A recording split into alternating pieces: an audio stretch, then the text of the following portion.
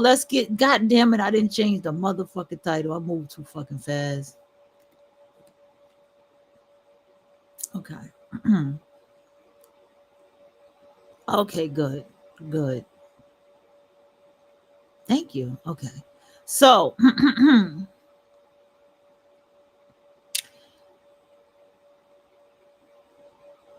when you're looking at this, these are people collapsing time. So let's go into somebody else, right? All right, folks, we know that Donald Trump is a vile, disgusting individual. Right. First, National Guard in Memphis, and this happened. Mr. President, and we're going to be going in quiet. You're really obnoxious. Ooh. And this happened. Mr. President, and we're going to be going in quiet. You're really obnoxious. I'm not obnoxious, but I'm trying to ask you, what about your plans You are for... really... Ooh. Memphis. Obnoxious. I'm not obnoxious, but I am asking, what are your plans for Memphis? Many people want I'm not going to talk to you until I call on you. What are your plans for Memphis? Who else? Yeah, go ahead. Yeah, I just want to settle this free speech question, because you've said that you restored free speech in America. Yeah. Is that free speech including for people who are harshly critical of you, for your political opponents, for people who say things you don't like? I've become immune to it. Unfairly? I've become immune to it. There's never been a person that's had more unfair publicity than me, and that's why your network paid me $15 million, or $16 million, I believe, to be exact, George Slopadopoulos, and that's why CBS paid me a lot of money. Equally bad. I don't know who's worse. So what you saw there is Donald Trump. He does it on a regular. Okay, let's get back into realities. Let's get back to it.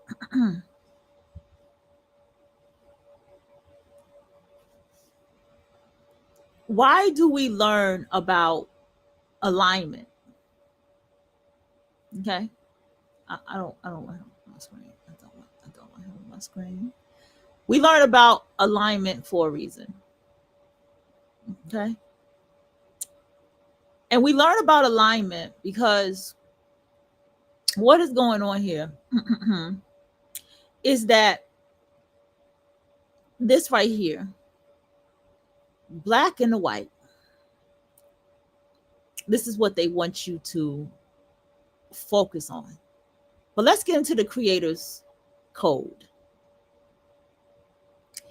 When you are looking at somebody and you're in another person's experience, you're in front of another person, what is going on behind their eyes is what's going on behind their eyes. What's going on in their body and intuition is going on behind their body and their intuition.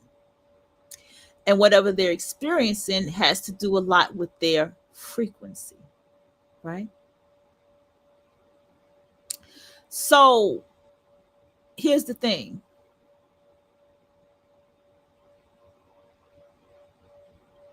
Now, before this woman talks, there's something, she's over here on this show, so that tells me a lot.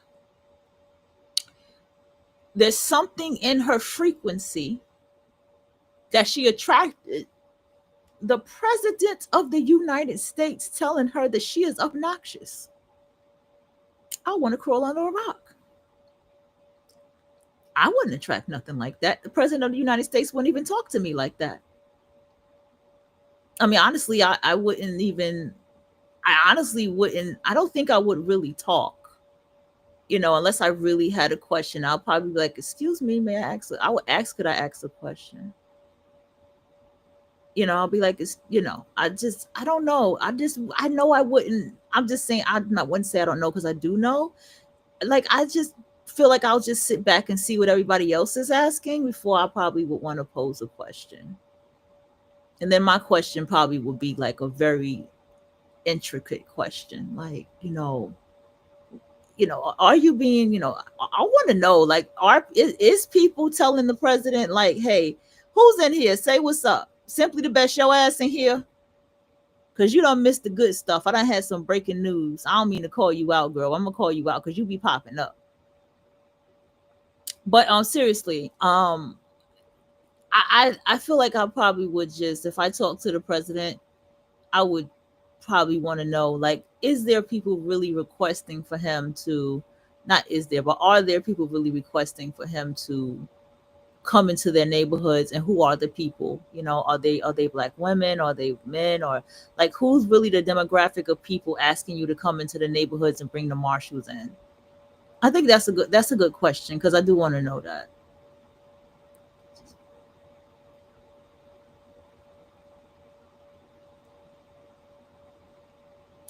Okay, so let's go ahead. Let's hear her open her mouth. Fair use. I'm just doing this so We're we glad to can have talk you about here. quantum leap. And so explain to people what happened. And Explain to people what happened there. all that Because again, reporters there in the Oval Office, they're asking questions. A strong lot of people Black don't woman. really Trump calls Black reporter understand obnoxious what that and over. process is. It's called a spray, and they got different words. They got different phrases for it. But explain to people what was happening. So we were part of the pool, and the pool, most people don't know, is made up of about 11 or more different media outlets, and that pool follows the president whatever he does on that day.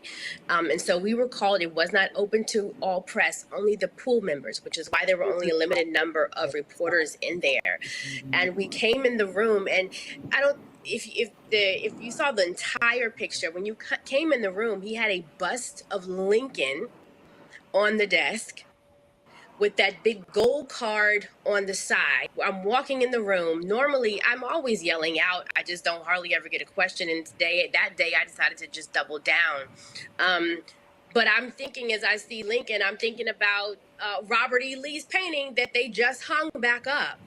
While I'm looking at this bust of Lincoln and this gold card, this executive order that is basically a pay-to-play program for wealthy elites to come into this country. Oh, so they did do the gold card where if you're an immigrant, you pay X amount of something to come here to America or some shit. I'm seeing that at the same time, and I really just want to know. I had several questions. One was on Memphis. Another one was on 2 Black men found hanging from a tree, one at Delta State University in Mississippi. The others, I had a couple on Charlie Kirk, but I really wanted to also. If you say, now if your intuition picks up, see, that's the thing. I want y'all to understand the intuition. Okay, that's not bad. The intuition versus the reality that you've given, the reality you told reality to give, what you told the universe to give, right? I want you to understand this, okay? When you're sitting here and you're in your intuition, let's say your intuition says, this person's racist, I don't like them. I don't really want to talk to them. I want them to go the other way. I don't want to deal. My energy's not feeling this person. Let me like literally walk all the way around to the owl, another the way, and just get the hell away from this person. I just don't like them at all. Just their energy just don't rub me right.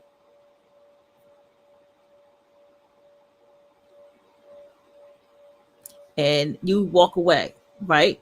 That's natural. That's intuition, right? Okay. Now, this person here, she is talking and focusing on what she's focusing on. I didn't even know about, I knew about one, and I wasn't sure if it was really real or not. I just didn't really watch too much of it, but I didn't know it was 2, whatever, right? So what's happening is, this is her reality. Obvious, this woman is racist. Obvious, she does not like white people. And so she's getting the reality of Black people when the ancestors was lynched. She's getting the reality of Black males, especially getting lynched, because that's what they show the most inside of those pictures. She's getting the reality of whatever else she's saying here. This is why she's like, I never get a chance to speak. And so the day she gets to speak, she gets lashed at energetically by what? A white man who's the cause of what? The lynching and the killings and the burnings and the stuff of Black people. So let's listen some more, because the first thing that came out her mouth was, when I was in there, the first thing I saw was such and such. I don't even know who that person is. That she Elins? I don't know who that is. Then she said Abraham Lincoln. I'm like, well, Abraham Lincoln is, well, he's Abraham Lincoln, you know. And then she went on to say, all of these white males. That's basically what she's saying. All these racist white males. So that's the first thing that came out her mouth. So let's pay attention a lot more. I had a couple on Charlie Kirk, but I really wanted to also get to questions that we don't really hear about. What is he saying about the DOJ scrubbing a report that talked about right-wing extremists and what they're doing in this country, how they're wreaking havoc? I could just only get the Memphis question out. And we've seen him berate reporters over and over again. And I just wasn't having it on that day. I just was upset. And this is a couple of days before the Charlie Kirk funeral. And so when I was yelling, he kept calling to the person on my left and my right, if you watch the whole thing. In fact, one reporter got in like 4 questions. And I said, well, you know what, this time I'm just going to just keep going. I'm tired today. That's how I felt. And to that point, Ebony, what people don't realize, they'll sit there, even in the White House press briefing, they'll call on ABC, NBC, CBS, Fox. I mean, even Fox trashes them, even when Biden was there, Obama was there. Fox trashes them left and right, and they still show them more respect by calling on them. And folks like you rarely ever get called on. And you're fighting for time, and the questions that you're trying to ask, and let's be perfectly clear, you didn't get called on a lot by Karine Jean-Pierre in 4 years of Biden. So I ain't got a problem saying that. And so you're constantly there, so you're showing up every single day in the White House briefing, and there are questions that you have that are specific to the interests of African Americans that rarely ever get called on. And people have to understand the reason that's so important is because other reporters are there. People are watching online. And when you raise something, these white reporters are not going to raise those things. And so all of a sudden, hell, a lot of stuff is news to them because they ain't paying attention to themselves. I'm glad you said that. But let me just say this. You know who was in the room? Hold on, y'all. Sean Spicer was in the room. I don't know who she was. He's not even a journalist. What we have seen in this administration is that it feels like the room was opened up to everybody. But going back to, your last comment, I hear people often say, where are the reporters? Why aren't they saying anything? Where are they? There are some of us in the room for Black owned and operated reporters. AURN is Black owned and operated. There's only a handful of us. There's literally only a handful of us. And this is the most reporters I've seen in that briefing room ever. Literally, it goes to the back of the room, almost to where the kitchen is. And so it is literally a fight in there. And what you also don't see is that you have even some of these MAGA reporters, while their press briefing is going on, commenting loudly at some of the reporters because they don't like what we're saying or some of the questions. You've had that before, small sneers.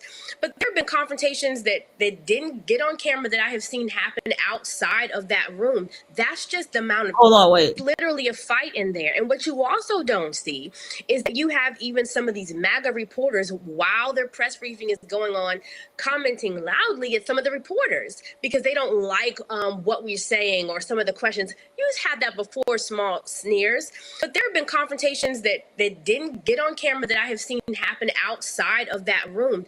That's just the amount of— This is Trump's reality. This is Trump is drama. He has always been drama. He has always been chaos.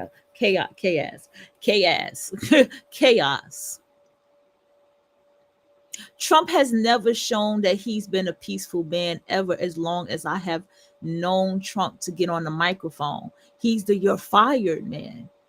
He's been on a drama TV show. He has been on TV. He's drama. He's drama all day. Trump is messy. Trump will go back and forth on Twitter with a citizen. He's messy. And everybody is reflecting this messiness. And so now we have people being unalived, God damn it, unalived. Right here in the heart of Charlie Kirk just left us a week ago. And now we got anti-ICE going on. Now they done got tore down. And then now Chicago got this shit going on. He loves this. Trump lives for this, y'all. I'm not just putting it all on him. I'm just saying, like, this is why I said, I was like, well, if I was in there, I'll just listen to what everybody has to say. If I can ask a question, I would. But I wouldn't really want to be associated with being in a room like that, because I know it'll be so much drama. You know what I'm saying? So let's keep going. Just listen to her reality. Tension that's in that room. So we're there, but I also want people to know that fight just doesn't end in that White House. And Roland, you and I always talk about this. The fight and the work happens outside of that. We already know what is going to be said. I could have told you he was going to spin that question from the beginning, but I also know that I still, regardless, just like Allison Dunnigan, the first Black White House reporter with black reporter with female reporter with credentials, it took years for her to actually get called on, but she still had to keep raising her voice. She still had to keep pushing, just like Ethel Payne.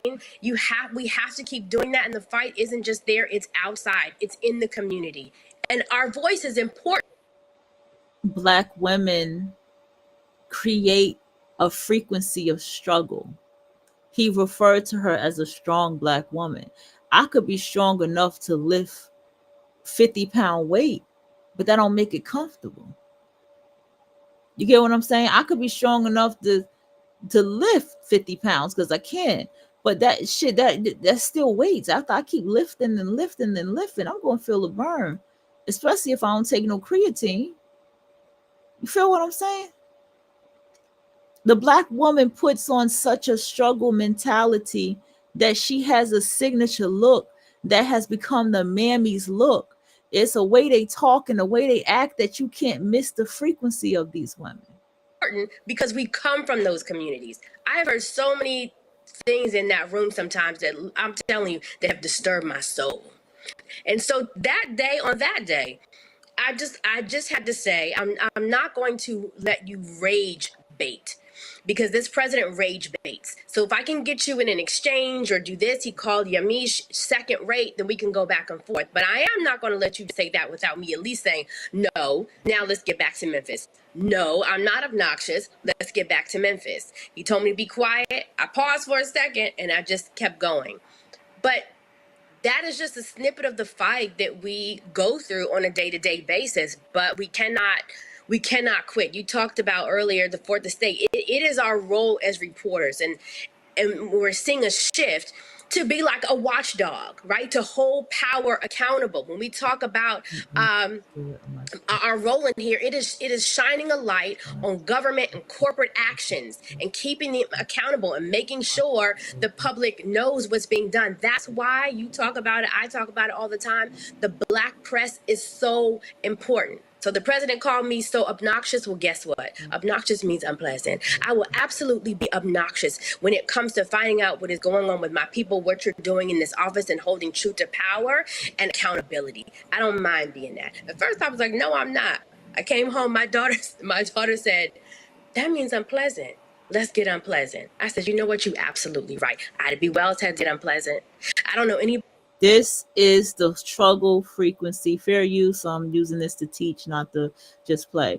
This is the struggle mentality of the Black woman. She attracted this. And this is why I'm trying to get y'all to understand. This is why I should change this title. That I can't change the title. God damn it. I'll change it later. Understand that when you're looking at someone else's experience, You are looking at their alignment. Yeah, see? You're looking at their alignment.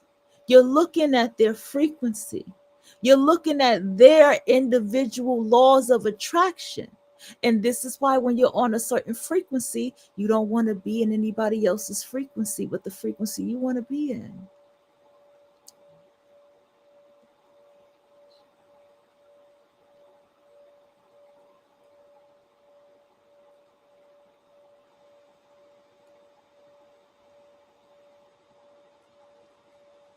So this is her reality. We got to be like, I to be, and this and that, and this and that, because that's her reality. And you know what's going to happen? It'll be a black woman like me in that same room, just with a little pen and a pad, probably not even nothing, just in the room. Hey, Mr. Trump, can I ask you a question? He'll look up at me. Hey, yeah, sure. I just want to know such and such. Oh, that's a good question. I know he would say that. He'll be like, oh, that's a great question. And he'll really answer my damn question. And somebody like that will be pissed off and make it colorism, make it something else, make it because the way I look, make because you know why? Because of my frequency. So you got to realize, let's keep going. Unpleasant. I don't know anybody who's had to fight in this country, especially for the freedoms of black folk, and you didn't have to get obnoxious. I'll be indignant too. You know, one of the things there, of course, when he called you obnoxious, you're like, no, I'm not. So typically what happens when he attacks reporters, they don't say anything back, they don't respond. And you were like, nah, you ain't going to sit here and try to call me out. And I'm just going to sit here and just suck it up and take it. He got 4 sentences. He got over 4 sentences in with the other reporter. And my face was like, are you going to cut him off? Why go into a room? And I'm speaking for this on the goddamn, hold on. Trying to get her mouth closed. I can't get the mouth closed. Okay. I want y'all to understand that I'm talking about this on the creator's code level. Okay, on a universal law level at what is being said here. I am not in any way, not anymore. I will say today, I'm not in no way judging this woman. I'm not going into the rant of calling her a mammy. I am going into the frequency because she does hold the frequency of a mammy. And here's the thing about it, because that's not the point of this conversation. I wouldn't even go into a room like that where everybody is screaming on top of each other to get a question answered. I'd rather be in a space where I can go in line and ask my question. I'd rather be in a space where I can sit down and it's enough and it's small enough that I could just raise my hand and ask my question. I'd rather be in a space like that. Something a little bit more calm and cordial. Not like this. Okay. Not like this. You feel me? Hold on. What the UNC, Charlotte? Okay, let me see what they are. All right, let's listen a little bit more. Let's go more into frequency again. It'll throw you off in the beginning, but I'm like, you're not gonna get 4 sentences on. I mean, he berated him. I was like, at some point, can somebody in here cut in? But that was his fight. I did what I had to say and just shut it down. You're not gonna get the whole sentence out, but at the end of the day, our role is so important, right? And because we're trying to figure out what to do at this time. Ooh. He started off, Roland, talking about Charlie Kirk. And we always say this, no, that was a heinous crime. It was horrible. No one should do that. But I was troubled in my spirit because I am tired of white Christian nationalism draping itself in this martyr language, right? And so we end up risking, we end up sanctifying oppression, and they end up nailing themselves to the cross, right? But that, boom, there you have it. Frequency. This is a reality that people are creating. Now, I see another video here. Okay.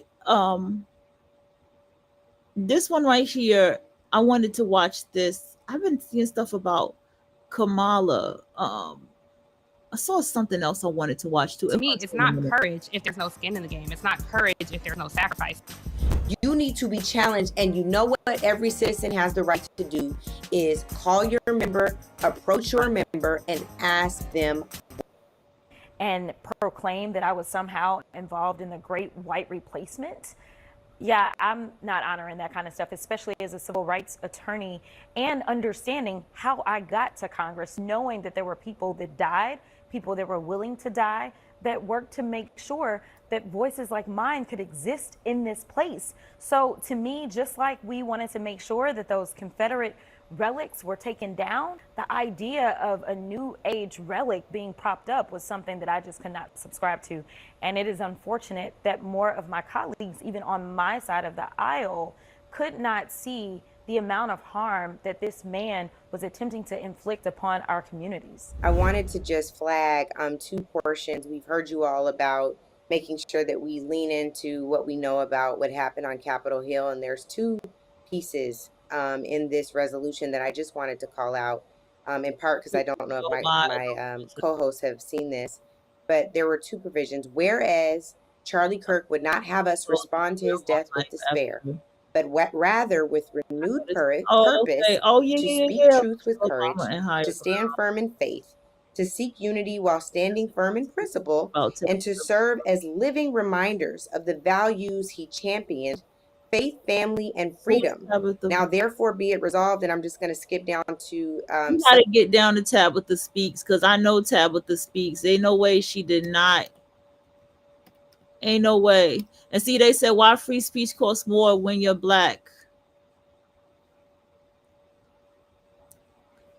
Okay. Now their apologies. Mega terrorists invading HBCUs. Well, look at this. Criminal, illegal, alien, this criminal. Oh, okay. Allow me to introduce myself. Okay. But Tabitha, what are your thoughts on Governor Westmore banning reparation bill? What? Vetoing a reparation bill, correcting lies, slaying Trump. Now it all makes sense. Governor Westmore is out there slaying Donald Trump. Westmore looked like something out of a damn romance novel or romance story out my damn Passion Flicks account. He looked like somebody that'll be over there on that shit.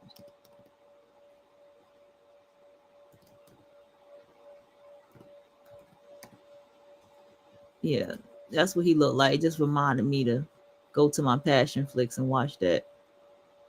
Okay, so what am I getting at? Okay, she didn't talk about it. I thought she did. How do you shift your frequency? I know I'm presenting this as a show and shit like that. I get it. How do you shift your frequency? How do I shift my frequency? The first thing I got to do is this. Just because I'm coming up here, okay, just because I come up here and I know I do news, right? Just because I come up here, oh, Trump admins threaten mass firing as government shuts down. Yeah, y'all, we supposed to have a government shutdown. But let me just say this. Her to compete. Okay. Definitely want to hear that. Exposed. Okay. So y'all see all this. It's not going to be me saying not interested. What's going to have to happen with me is I'm going to have to get rid of what the fuck? A subscription. Who is all this? Dream Monsters? Oh, She-Ra 7 getting older. You can see it in her face. The Holocaust ring Wendy refused to return. Megyn Kelly expired. Oof.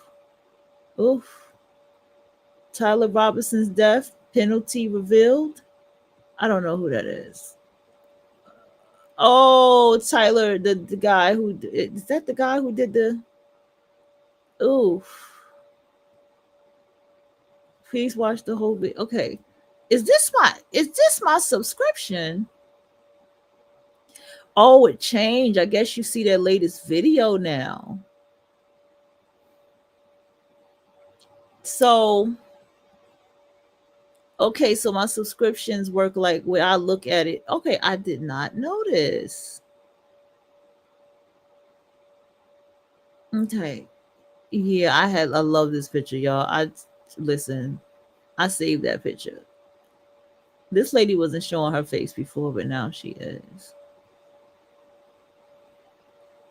Oh yeah, Queensbridge. She don't look like that on the camera, but that's her. Fight against fascism, help pay for our legal fees. Sympathy and support appear absent after wrecking Charlie Kirk's memorial. Oh shit. Well,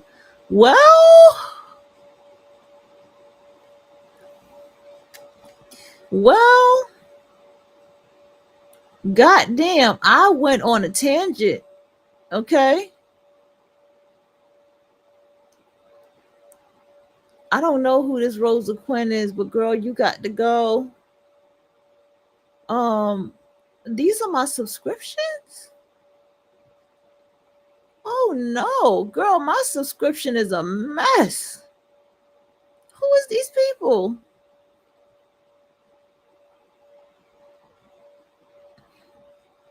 How do I now? I'm a manage button. No one work.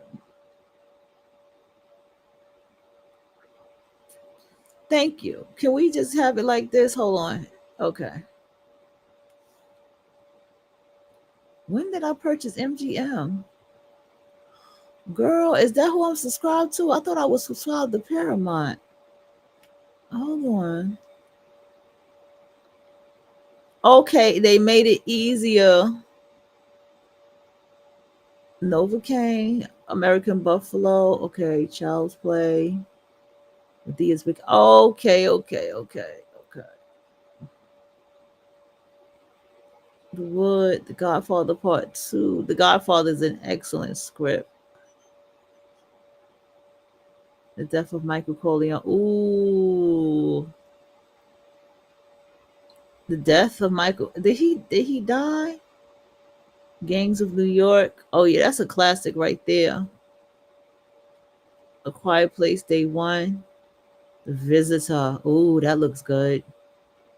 Oh, 10 Cloverfield Lane. I heard this one was good. The Deep House. Oh yeah, Face Off is a shit, but I couldn't even tell you what happened. But I remember when I watched it, I had loved it. That was a good ass movie. So Kristen can stay. I'm gonna have to say goodbye to Lady. Well, I like Lady Boulay, but this is all a frequency. So now I have to go into the whole shebang and start saying goodbye to a few people. Okay. I don't need nothing beauty on my page. I really don't. This one is a mess. This one is a mess. Like, I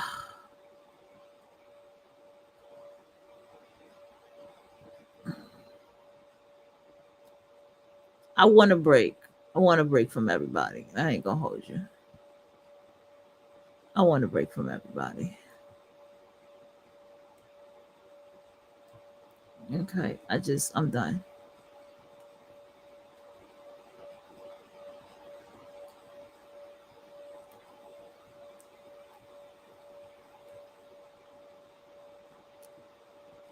It's just energetically,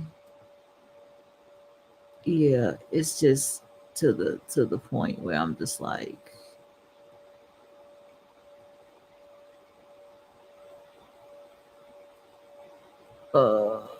If he investigates, South of Ramona, Save the Cat, Hooray Media, Style Like You. Hey, shout out to y'all. Indie Film Hustle. Why is this person here? Yeah, it's Black Friday. I have not seen her in a while.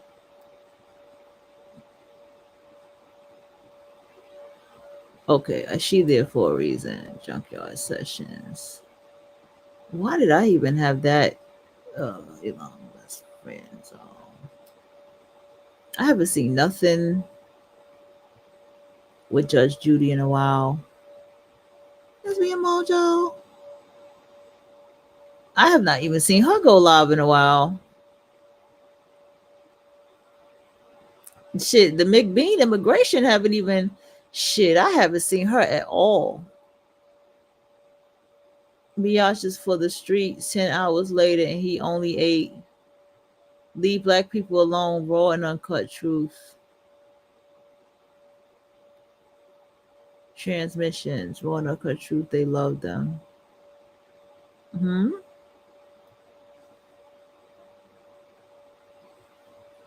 Yeah.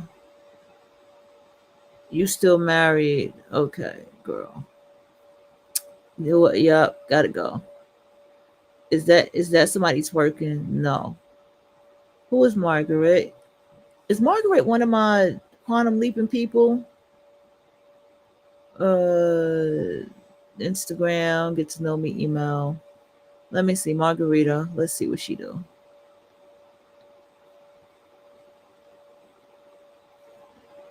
No, I think she was the one who talked about detaching.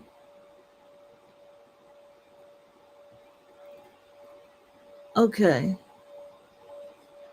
How I went from anxious attachment to. Okay, yeah. I think I remember her. This is the actual queen. Well, it didn't help because I sent it to a friend of mine that still end up getting deported. Why is Mary Trump conning wreckage the country from the Oval Office? Mary Trump just knows him as her fucking loser uncle. This channel's where fake news goes to die.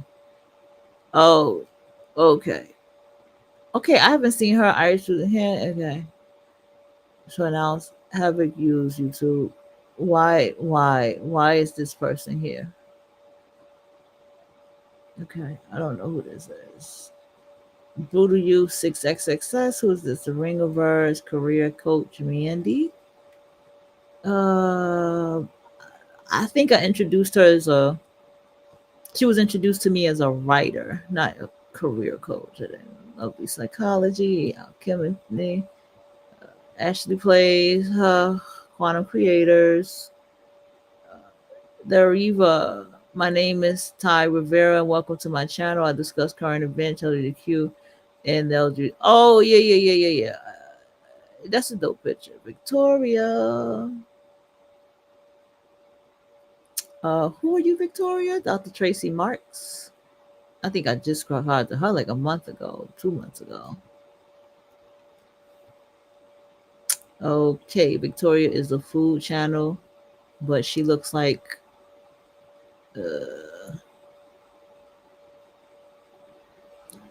what does she be eating? I can find plenty of food channel, but there has to be a reason I was following Victoria. She had a menu or something on there that I like that I want to use.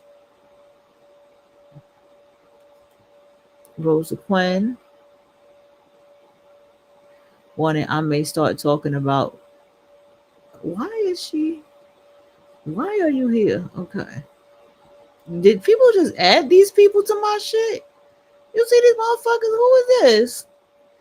Oh girl, we not doing this low life shit.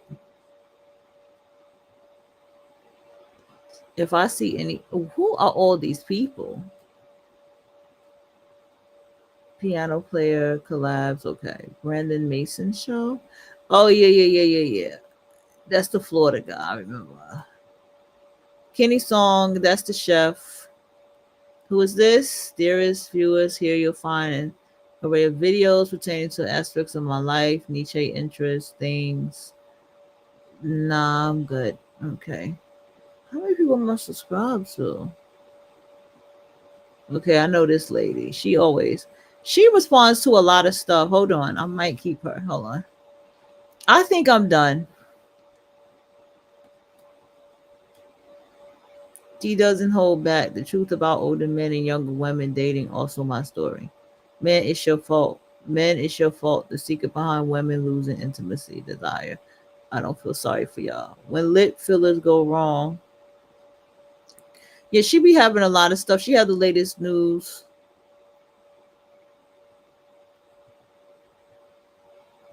Actually, no.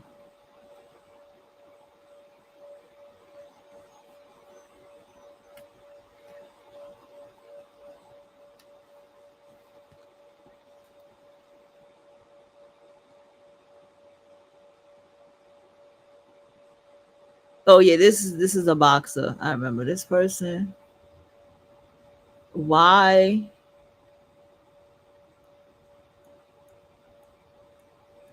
Why is this dude like? What the fuck? The fuck is that doing on my page? The fuck? This lady, I've been seeing her all day. I'm telling you, YouTube. That's fine. YouTube be fucking putting mad shit on my shit that I know I didn't do. That's the woman that's working out over 50. Yeah, she be cooking. Little Simsy. Okay, I'm done. Andrew, we know who that is. What's this? Please get this Hebrew Israelite bitch out of here. Who is this?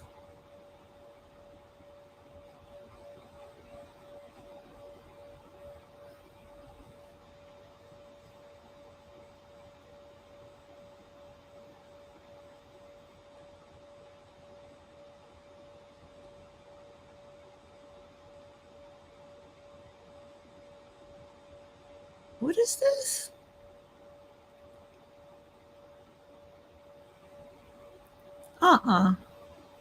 Please go away. I don't know what the fuck that is.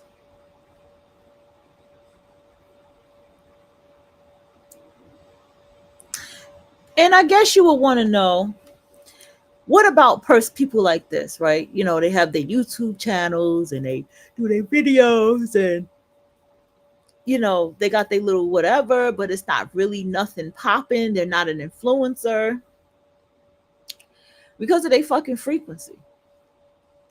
You could tell from their frequency, all they want to do is cause trauma and be divisive all fucking day.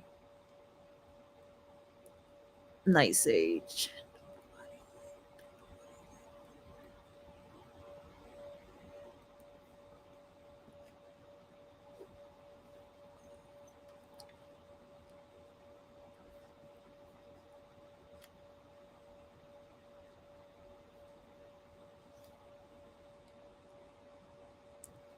What's this? White people in shot after reveals this about origins of blacks. Okay. Did not. Okay, so now what I gotta do is, okay, because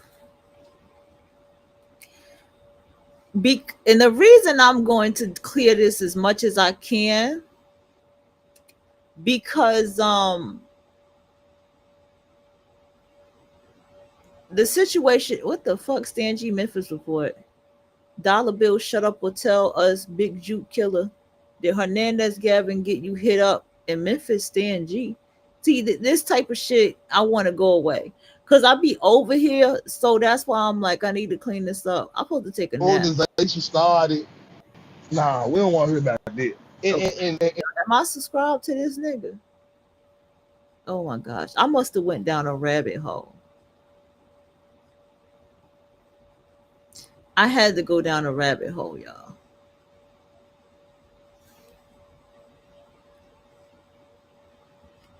Goddamn, who that Bert? No, that's Ernie. Please. I guess I can't control the news. Okay. If the news, I guess I'll keep it. Okay. Okay. Focus on you. Please don't recommend this channel, nigga, as if you know about focusing on you. Okay.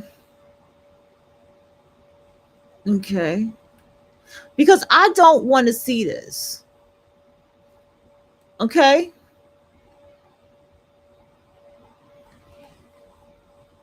I don't see stuff like this. I don't mind seeing. That's dope. We got cultures of people coming together. We got the Asians, the Africans coming together. See, that's the shit I like to see. This is my reality. I manifested my dream car and apartment using visualization story time. Y'all want to hear her? This was an old documentary. Let me save to playlist. Movie collection.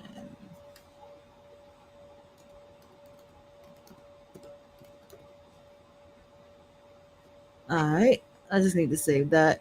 What he claimed Charlie Cloak said to him. Oh boy, I done got pulled over here. Before he was killed. Damn, he got for. Oh wow. Asking to have a respectful conversation after the two had a heated argument online. CNN political commentator Van Jones revealed that Charlie Kirk had sent him a direct message the day before he was murdered at a speaking event in Utah. Two media personalities have been arguing publicly online about the murder of a white Ukrainian woman named Irina Zarutska. I'm sure that's not right. The suspects charged with stabbing and killing the woman in August is Carlos Brown, a black. You know what? He was alive when that Kirk had happened. claimed Damn. that the attack was racially motivated, while Jones responded that those claims were unfounded. On September 10th, that he discovered Kirk had messaged him directly on September 9th, asking if the two could have a respectful conversation about the topic. I wonder if he could produce that message. Okay. Hey, Van, Okay, let's go back. Okay. It's gonna probably refresh now. Okay, she's still there. Let me see what she did. Let's see what she did, y'all. Because now we're gonna get They never more wanted you to videos. know I caught it this. just While most people live trapped in the third dimension, chasing money, status, and approval, as a small group has already learned to operate in a state where time and space are no longer barriers. You, without realizing it, already tap into this frequency from time to time, but you have been conditioned to ignore it. This knowledge has circulated in restricted circles for decades, used to accumulate power, shape events, and attract opportunities. Meanwhile, you have been trained to believe that everything depends on struggle, sacrifice, and waiting. Every day trapped in that logic is another day, and your energy feeds systems that survive on your distraction. Now, there is a chance to break this pattern and access the real mechanism of reality creation, the one that turns intention into event and desire into fact. But this window will not remain open forever. Those who do not adjust their frequency now will remain stuck in the old machine. The decision is in.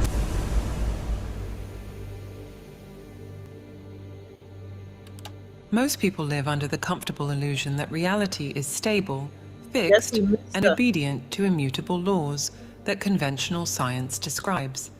But this is only a partial narrative, carefully shaped to keep attention locked on what is visible and measurable. Behind the solid appearance of sacred synchronicity, y'all. See how I was just about to click on a woman who said I just visualized it, and I thought I clicked on her, but I clicked on something else. Look at this. there is a dynamic vibrational field where consciousness and energy intertwine. And it is there that the true architecture of human experience is designed. What we call the physical world is nothing more than one layer of a much broader spectrum of existence. Quietly, a portion of humanity already operates beyond it, even without realizing it. The transition underway is not political, nor is it technological in the superficial sense. It is a mutation in the very way of perceiving and interacting with reality, the passage from the third to the fifth dimension. This is not about moving to another planet or crossing celestial portals, although some traditions use that symbolic language. It is a leap in the quality of consciousness, a shift in the vibrational state that radically changes how events, relationships, and circumstances manifest. The fifth dimension is not a separate territory in space. It coexists right now in the same place you are, just like multiple radio frequencies coexist in the air. What changes is the tuning. While the third dimension is dominated by the perception of separation, effort, and the linearity of time, the fifth is based on interconnection, flow, and simultaneity. This means that the job you imagine, the house you visualize, and the relationship you desire do not need to be pursued as distant targets. They already exist, waiting only for your frequency to align so they can collapse into your field of experience. This assertion directly contradicts the chase after it logic that shapes modern culture. From an early age, education and society program the mind to believe that achievements are the direct result of physical effort and relentless struggle. However, those who already operate, at least partially, on the frequency of the fifth dimension know that this equation is reversed. It is not brute effort that creates, but the sustained internal state. It is the coherent vibrational field charged with clear intention that magnetizes people, circles, and opportunities. Science still hesitates to state this openly, but studies on heart coherence, electromagnetic fields, and neuroplasticity already leave cracks for this understanding to seep in. The interest in this subject is growing because, for many, the signs of this transition are already tangible. Some notice coincidences, multiplying to the point of defying statistics, meaningful encounters happening at perfect moments, or a sense that something is coordinating events with invisible precision. Others report subtle physical changes, greater sensitivity to environments and people, a periodic need for isolation to rebalance, or even an inner shift that makes it hard to sustain old conversations and habits. All of this can be interpreted as symptoms of a vibrational realignment that has already begun. This is not mere mystical speculation. Modern interpreters of ancient spiritual principles, such as Neville Goddard, have shown that the human imagination is the creative power in action. Yeah, Neville Goddard always talks about the imagination and all that stuff. Operating behind the scenes of reality. His thesis, that feeling is the secret, converges with the fifth dimensional experience. By feeling the desired reality as if it is already real, consciousness reconfigures the energy field and collapses space-time, attracting the corresponding scenario. What once seemed like a miracle reveals itself as vibrational engineering. This is not a process reserved for isolated monks or rare visionaries.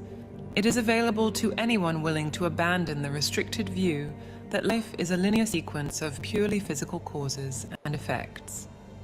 Here is the unsettling truth. This change is already happening on a collective scale, whether you are aware of it or not. Ignoring it does not stop it. It only delays your conscious participation in it. In the course of this exploration, we will uncover the mechanisms of this transition, the concrete signs that you are already living, at least partially, in the fifth dimension, and the ways to stabilize this frequency until it stops being the exception and becomes the norm.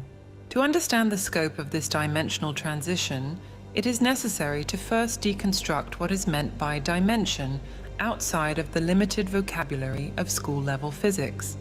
Common sense tends to reduce the idea to spatial coordinates, such as length, width, and height, plus time. While this definition is useful for measuring objects and calculating trajectories, it is insufficient to explain realities that can be perceived by those who enter expanded states of consciousness.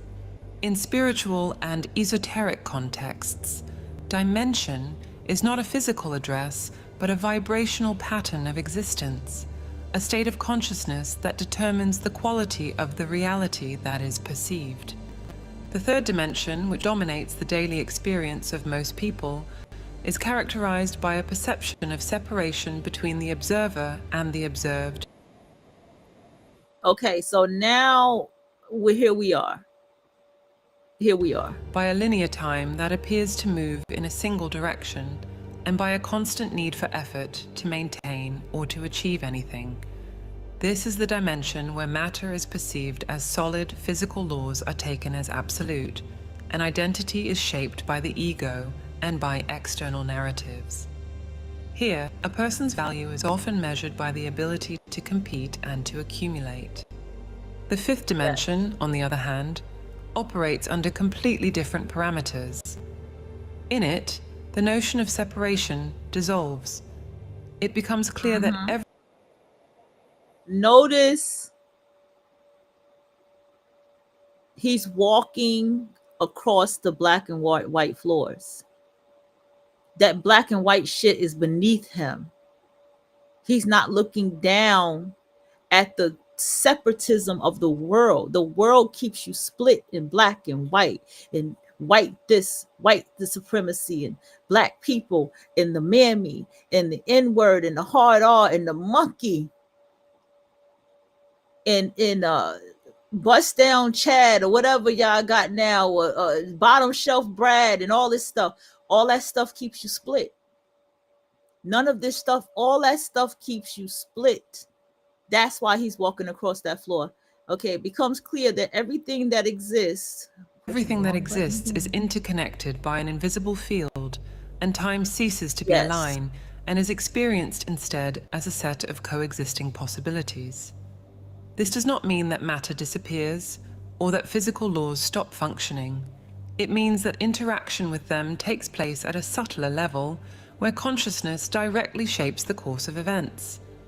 In 5D, creation does not arise from physical effort, but from the sustained vibrational state.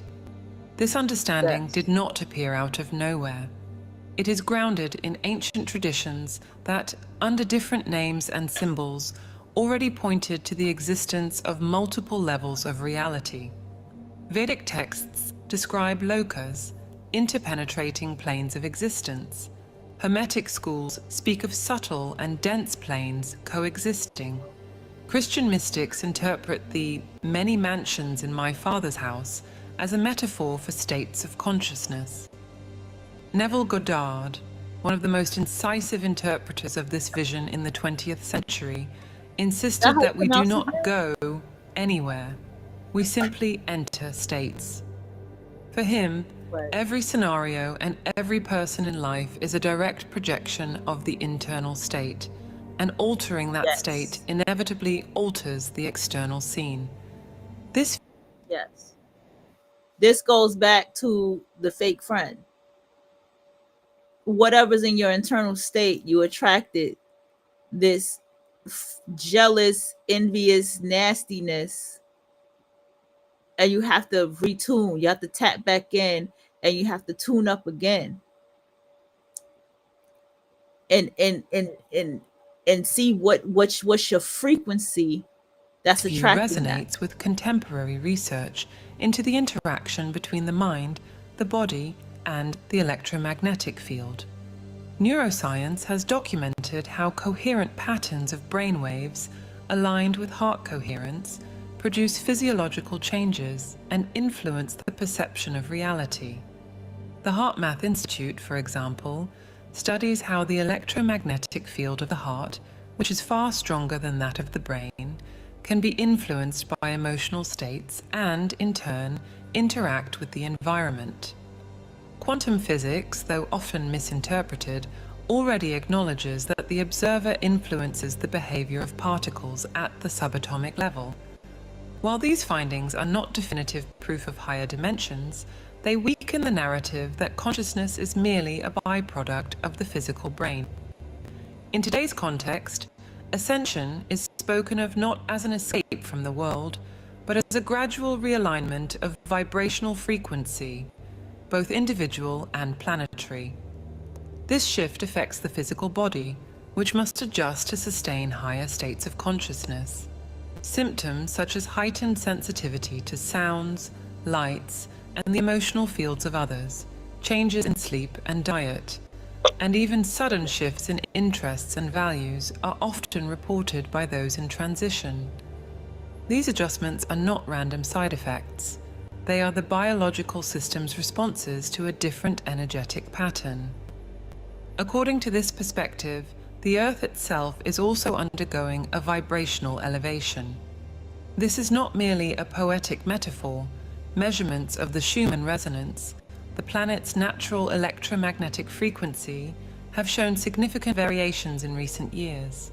While conventional science attributes these variations to solar and ionospheric factors, some alternative researchers maintain that these spikes are correlated with collective expansions of consciousness. If that correlation is more than a coincidence, then the shift is not merely internal, but part of a systemic recalibration involving the entire planetary ecosystem. During this process, challenges do not vanish. On the contrary, they become catalysts. Old problems and conflicts resurface, not to punish, but to offer portals of expansion. In 3D, an obstacle is a wall. In 5D, it is a door, and passing through it requires dissolving attachment to drama and to the victim narrative. This is one of the most destabilizing aspects for those beginning to awaken, realizing that blame does not lie with others or with circumstances, but with the internal state that sustains them. Here again, Neville Goddard is direct. Changing the world means changing yourself and nothing else. Understanding these fundamentals dismantles the limited view that confines human experience to a single plane of existence. It also prepares the ground for grasping how, in practice, it is possible to consciously operate in a higher vibrational state without abandoning daily life. From here, it becomes inevitable to examine how this principle translates into practice and how it changes the fundamental logic by which reality organizes itself. At the heart of this entire shift lies a principle that, to a mind conditioned by the third dimension, can seem almost heretical. It is not you who goes after what you desire. It is what you desire that is drawn to you, as long as your internal frequency is compatible. This reversal of the dominant logic is the backbone of life in the fifth dimension, and it is not merely an inspirational metaphor, but a specific energetic mechanism that can be measured in vibrational terms. In 3D, the paradigm is linear. First, you identify a goal, then you create an action plan, and finally, you apply continuous effort until the target is reached. This approach is based on the assumption that there is a real separation between what you are and what you desire, and that the distance must be traveled step by step. However, in the 5D state of consciousness, this distance does not exist in any absolute sense. What exists are fields of resonance, patterns of frequency that, when they match, collapse time and space as perceptual barriers, bringing what is in potential into concrete manifestation. This collapse does not mean that events happen without any physical action. It means that action ceases to be the primary engine and becomes instead the natural consequence of an already aligned internal state. The energy that once scattered into effort, obsessive planning, and resistance against circumstances now concentrates on sustaining vibrational coherence, something that involves the mind, the body, and the energy field in an integrated way. Here, the role of clear intention becomes crucial. A vague intention is like a weak signal broadcast into a sea of noise. It finds no match. But when the intention is precise and infused with authentic feeling, it generates a coherent pattern of brainwaves that couples with the electromagnetic field of the heart. It is this fusion, mental intention and felt emotion, that creates the magnetism capable of reorganizing probabilities and drawing the desired scenario toward you.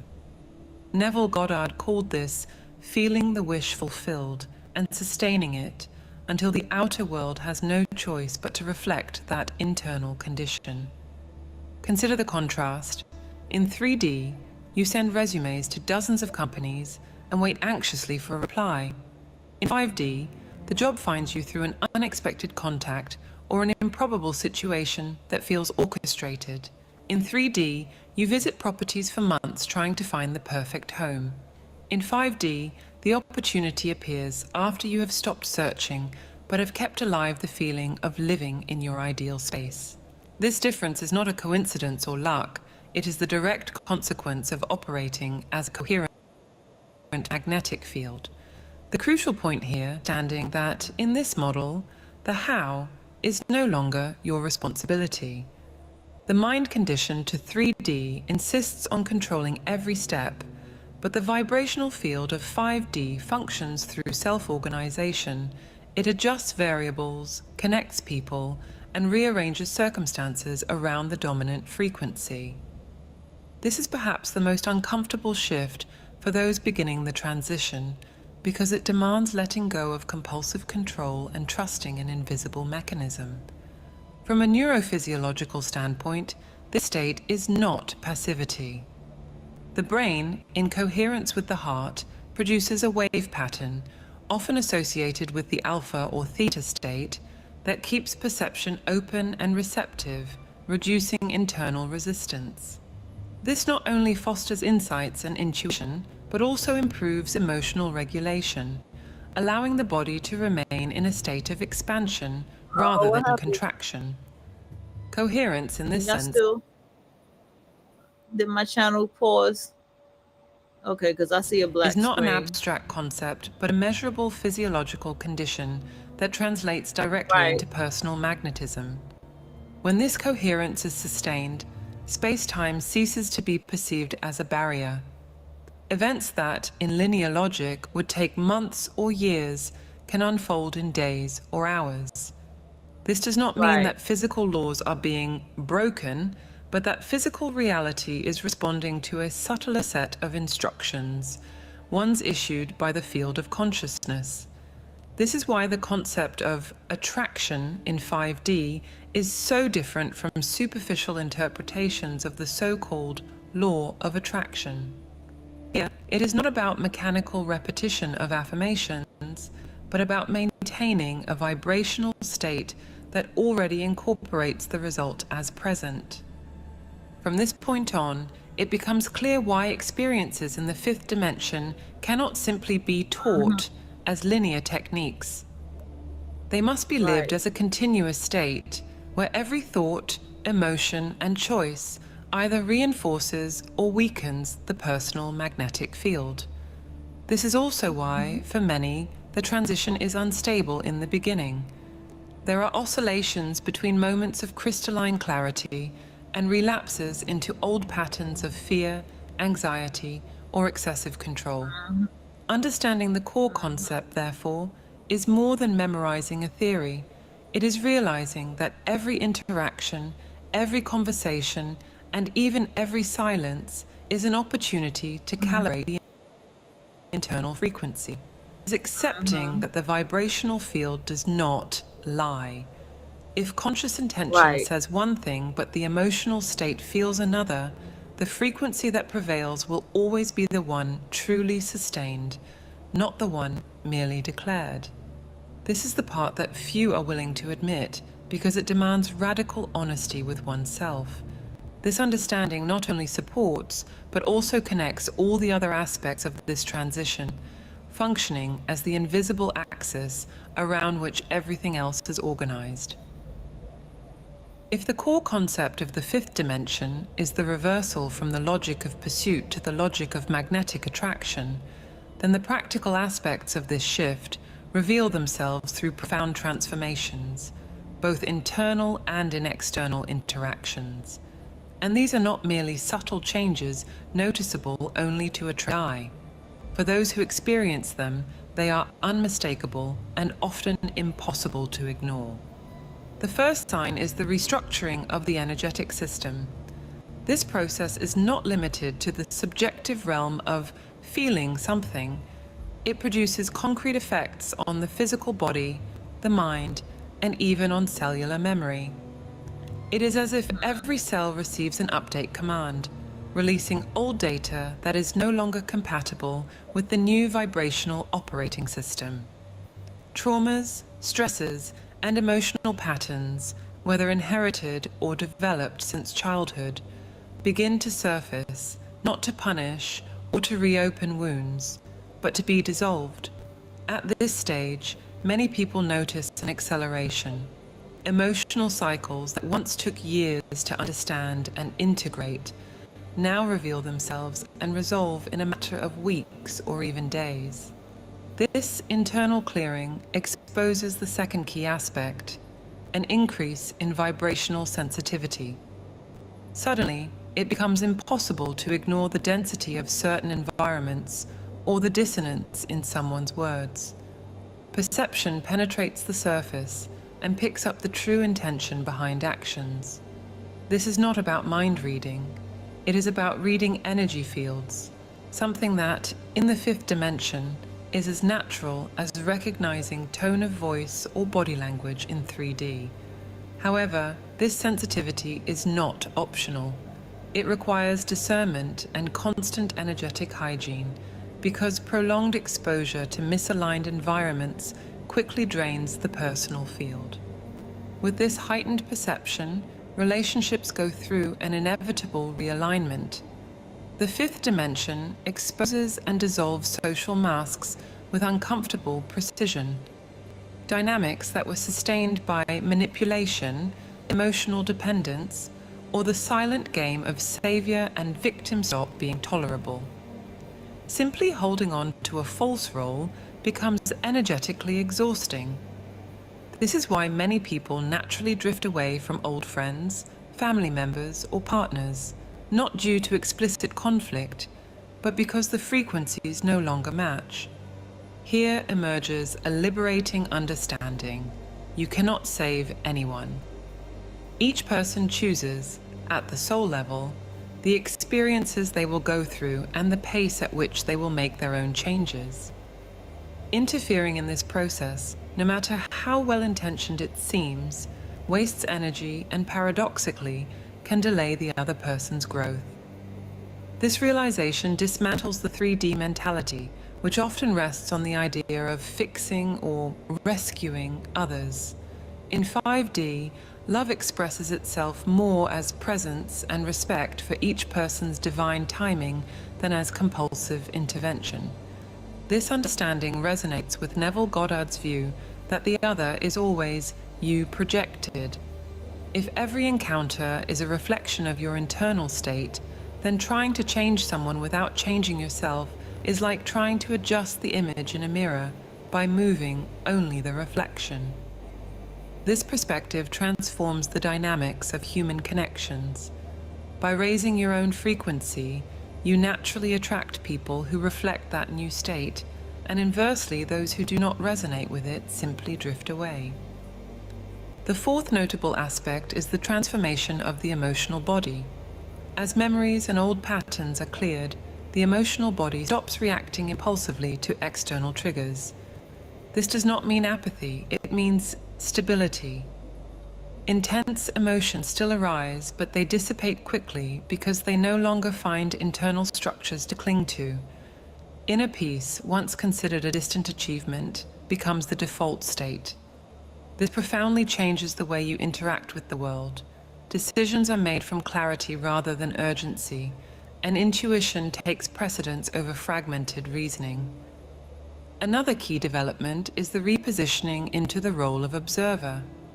Instead of being pulled into three-dimensional drama, consciousness creates an inner space between stimulus and response. This distance is where higher consciousness can act, illuminating choices that might otherwise go unnoticed. The ability to observe without judgment and to act without being contaminated by the energy of the problem is a turning point. It prevents attention from being hijacked by conflict and keeps the vibrational field stable, which is essential for remaining in the 5D frequency. This observer stance also drastically affects the field of action. It becomes clear that certain urgencies are not real, but are distractions projected by systems that feed on scattered attention. By recognizing this, you begin to protect your field with rigor, choosing carefully where and with whom to invest energy. Inevitably, this leads to changes in professional paths, social circles, and even geographical location. The final point that links all the others is the cascading effect of internal coherence. Each internal vibrational adjustment produces external rearrangements that often happen so synchronistically that they seem like statistical improbabilities.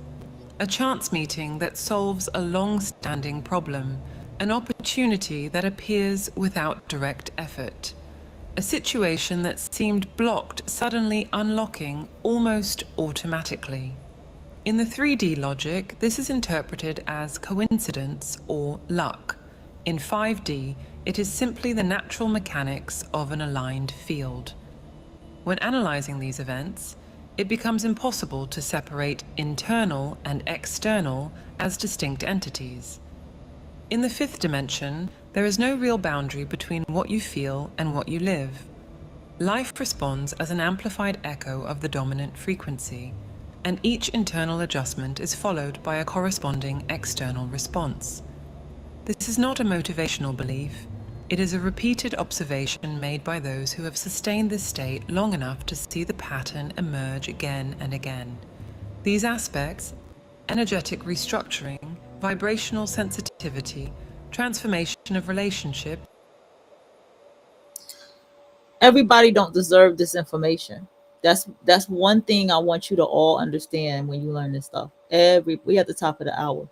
Everyone does not. Hey, damn it, I missed you.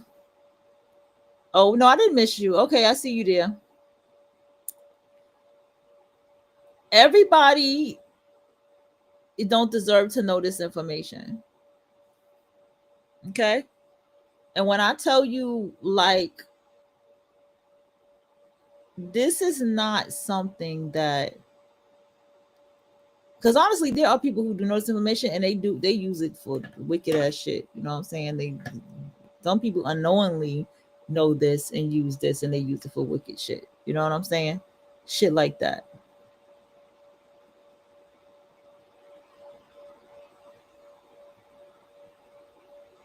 Hold on.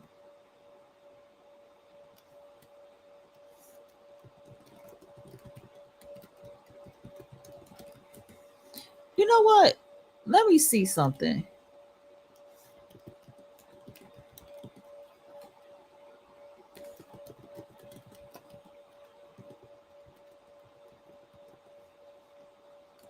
Let me see. Does it say anything about this word? Hold on, y'all.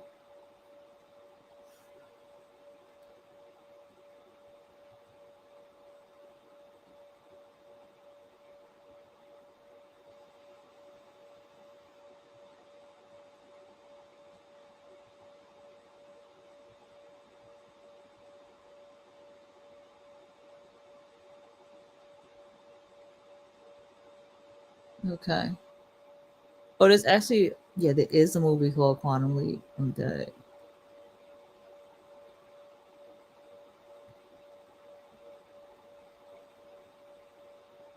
Let me see. He said jealousy is a good sign. Let's see what he got to say. I'm just curious. I know it's going to find somebody talking about this. But let's hear him, because I feel like this is about to say something crazy. But I'm ready. If you're feeling jealous I can sense while you're somebody scrolling through social media, congratulations. You are on the next step to becoming the new version of you. Because jealousy is telling you something that no other emotion can tell you. And that is one of the three. You've abandoned a dream. You have lost a part of yourself, or you feel that you're not worthy. If you're feeling jealous,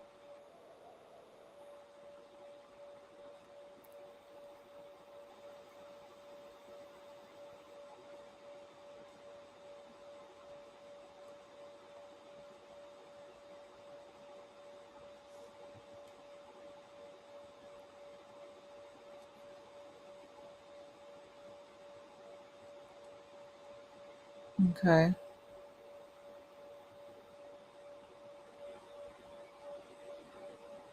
Is followed by a corresponding external response. This is not a motivational belief. It is a repeated observation made by those who have sustained this state long enough to see the pattern emerge again and again.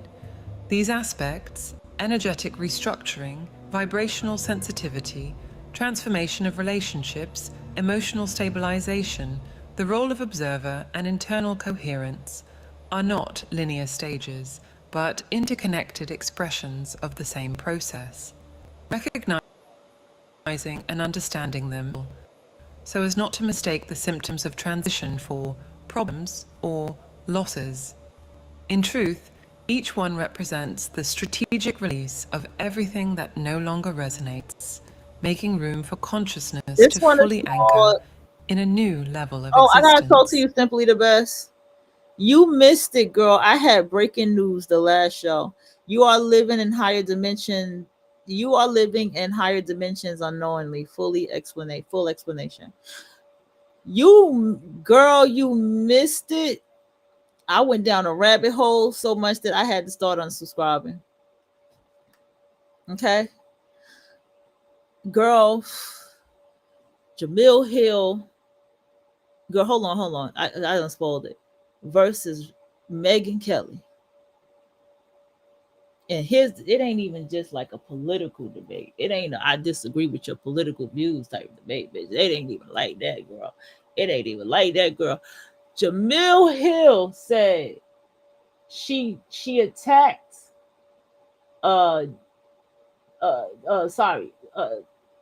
gonna make me play the damn video. Megan attacked Jamil Hill's what's the name? She attacked her while she needed to put on some makeup and called her a jerk, an idiot, some crazy shit like that. Goddamn girl, you got to check it out. I did a whole show on it. The last show, I think at the top of the hour I did it.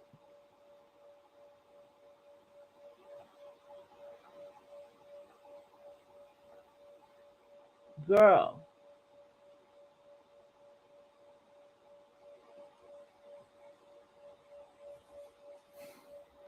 Okay. Jamil Hill and Megyn Kelly, girl, I said, you got to be kidding me. And then Don Lemon jumped in and sipped his tea and said, or his coffee, I think he said, you need to tell your husband to stop looking at my husband.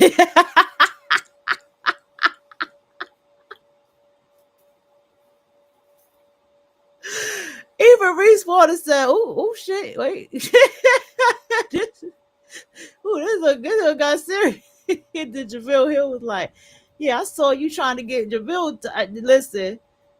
Oh girl, let me tell you, it's at the top of the hour. Just skip through till you see Reese Waters and shit, girl. But I'm gonna tell you, I'm cracking up.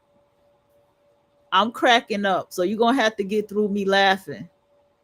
Cause you probably gonna be laughing with me. That shit had me in tears. All right, that ain't it. Jamil said, Megan, I got a message for you, bitch. And she played the clip of somebody said, that bitch said, fuck you, fuck your life, fuck whoever love you, fuck whoever made you who you is, bitch. Like I said, oh shit.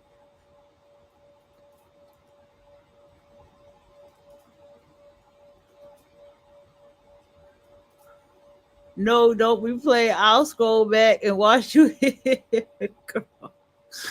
Girl, I'm just saying that shit had me crying. And let me tell you what's so funny, right? When I watched it, I knew Jamil Hill is a Virgo and I knew Don Lemon is a Pisces. So I know how they get down. Girl, I know them Pisces and them Virgos, girl. You don't want it with them. They will intellectually destroy you. And they gonna destroy you. They're gonna destroy you by something they see you do that you didn't even know that they peeped that shit. And so Jamil was like, yeah, you was at the show with Obama. And yeah, you tried to get a picture with him. But she's like, oh, I could have hooked you up. You could have, you would just, she didn't say that, but Reese was like, I'm sure she could have hooked you up if you would have just asked. But then she went to say, about her makeup. And she was just like, girl, like pretty much like, it just got so damn childish. Jamil is too grown for this shit. You know what I'm saying? Jamil gave her the auntie read. You know what I'm saying? She gave her that auntie read. Oh, you don't want no auntie read.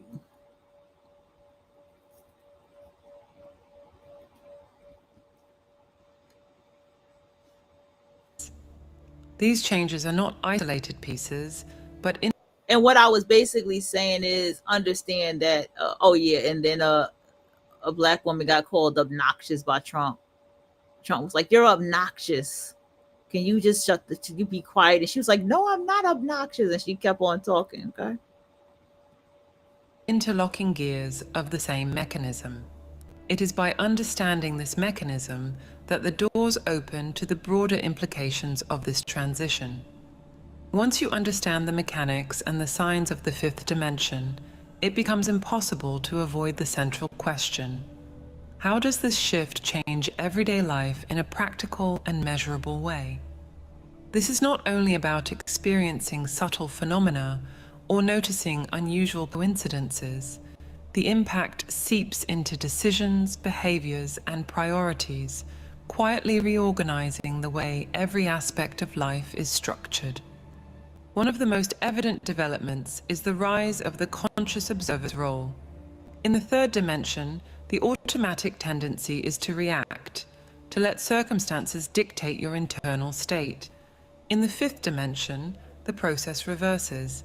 You create an inner space between stimulus and response, a pause in which higher consciousness can step in. This space is strategic territory because, within it, drama loses its grip and clarity takes over. From this position, it is no longer about controlling circumstances, but about allowing the response to emerge from a point of stability and alignment. Well, I thought I was going to take that. This skill of observation is not an exercise in passive neutrality. It is an active stance of vibrational monitoring. You learn to detect, almost instantly, when your energetic field begins to drift out of alignment, and you intervene before the disturbance can grow. This energetic proactivity is a game changer. In 3D logic, most people react too late, trying to fix the effects of an already compromised internal state. In 5D, you act at the source, adjusting the field before it translates into unwanted circumstances. This alignment demands radical choices. You become aware that not every energy deserves access to your field. The filter stops being merely moral or rational and becomes vibrational. It is not about liking or disliking someone or something, but about recognizing whether the frequency in question nourishes or drains you. Yep. This conscious selection often provokes deep changes in your social circle, professional partner. Before we get to this, because I want to talk about this too. And even in the physical location where you live. For some, it means walking away from environments that once felt unavoidable. For others, it is the opportunity to create aligned networks that amplify the desired vibrational state. This filtering process is not isolation. On the contrary, it opens space for genuine connections that operate on the same frequency. By protecting your field, you avoid contamination by patterns that do not correspond to your intended state. preserving what is perhaps the most valuable resource of pentadimensional life, internal coherence. And when that coherence is maintained, it produces cascading effects. Small decisions made from it generate disproportionate results, shaping reality with more precision than... Okay, here we go. So when you see people and they're going back and forth online with the black and white stuff, what you are looking at is what's behind their eyes, which is their reality that they've created for themselves. The reality that they told reality is their reality, right? So why did I want to unsubscribe from all of that? Because I just don't want to deal with that energy no more.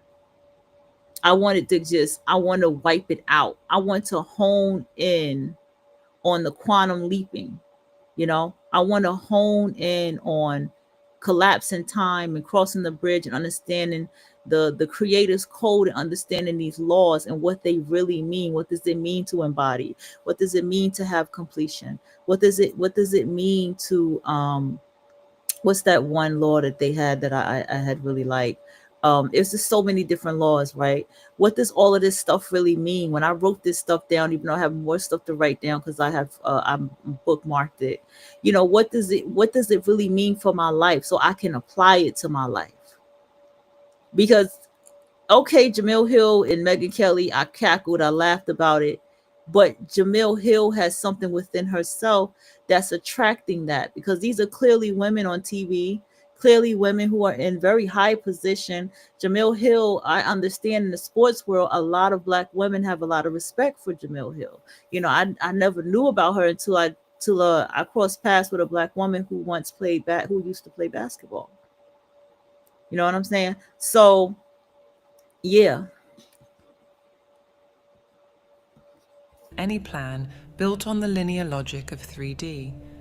Another inevitable development is the strengthening of the energetic body as an absolute priority. This means integrating practices and habits that not only sustain physical vitality, but also reinforce vibrational stability. It is not about following spiritual trends or esoteric diets.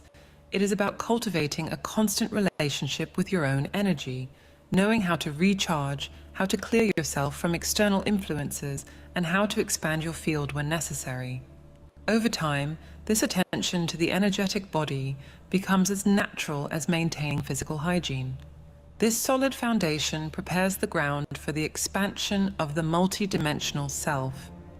When you anchor consistently in the fifth dimension, consciousness begins to access even subtler layers of reality, those that some traditions call the sixth, seventh dimension, or beyond. At this stage, the separation between thought, word, and manifestation narrows to the point that speech itself gains immediate creative weight. Statements charged with clarity and certainty begin to generate perceptible effects. That was one of them, the law of certainty. I want to tap into every last one of these laws. I want to understand and embody what it means to fully walk outside in this world and quantum leap and collapse time. I want to really know what it means to really be assured inside myself and have no doubt. Let me tell y'all something. I just emailed back somebody from my project, right? Because I didn't get their email, and I just told them, I apologized to them and told them, look, I had COVID and, I'm saying, just recovering and stuff like that. And letting them know what's going on and everything. And I'll get back to everybody when I can, right? You know what I'm saying? But when the person first emailed me and I saw the email and I saw like, damn, they had emailed me right when I had COVID and I didn't even see their email. That's the wild part about it. I didn't even see the email because my email is damaged. And so I was like, I felt this feeling in my stomach. And I almost felt like a fraud. Like, am I being a fraud right now? Because I did tell him I was going to do this table read and this, that, and the third, and it's just not going to happen. I done scrapped this project and it's not going to happen. And so, anyway, what I had to realize is I have to tap into those type of things when I journal. I'm just going to keep it a buck. I have to tap into those things. Like when I sit down and journal, I need to understand what these emotions and feelings are. When I sit down and journal, I want to collapse time, and there are things that I no longer want in my reality. I don't want the fake friend, don't want that in my reality anymore. The jealousy and envy and shit, I don't want that in my reality anymore. And I need to build my life in a way where that's not in my reality anymore. That's what I'm focused on. That's why I'm unsubscribing and still unsubscribing to all that stuff. I don't want to see all that stuff no more. I don't want that pulling my frequency. I had one subscription I had, and then I realized I was like, oh shit, it's gone now. And I was like, well, I was about to leave anyway, but it's gone now. And I'm like, good, let it stay. Because I don't want to come back to that. Because I don't want that in my frequency. You see what I'm saying? I just don't want it in my frequency. And I'm saying all that to say, I want everybody who comes along, who comes here, to take this journey with me and let us learn this together. Let us apply this shit together. Because this is the chaos out there. Yeah, it's funny. We can cackle, ha, ha, ha, because it is. But in all honesty, those comedians they're angry underneath all this shit. They're bothered by this racism. They're bothered by what's happening to these HBCUs and all this stuff right now. And I can sit here and tell you, I just got a message stating that, oh shit, I got good news about a college that one of my family members are in. I'm like, oh shit, this is one of the best colleges. One of my family members are here. You see how that's not my reality? I don't have the HB only because I went on YouTube. I saw the HBCU stuff. Everybody has created a reality where, are you kidding me? People being hanged? Really? Like we back in 1932, 1910? That's what's happening right now? Because it wasn't just Black people, it was all people. Hanging was the 1800s. Like back in the days, they had hanging and chopping the head off. This is crazy. You mean to tell me people reality has pulled them way back all the way over there?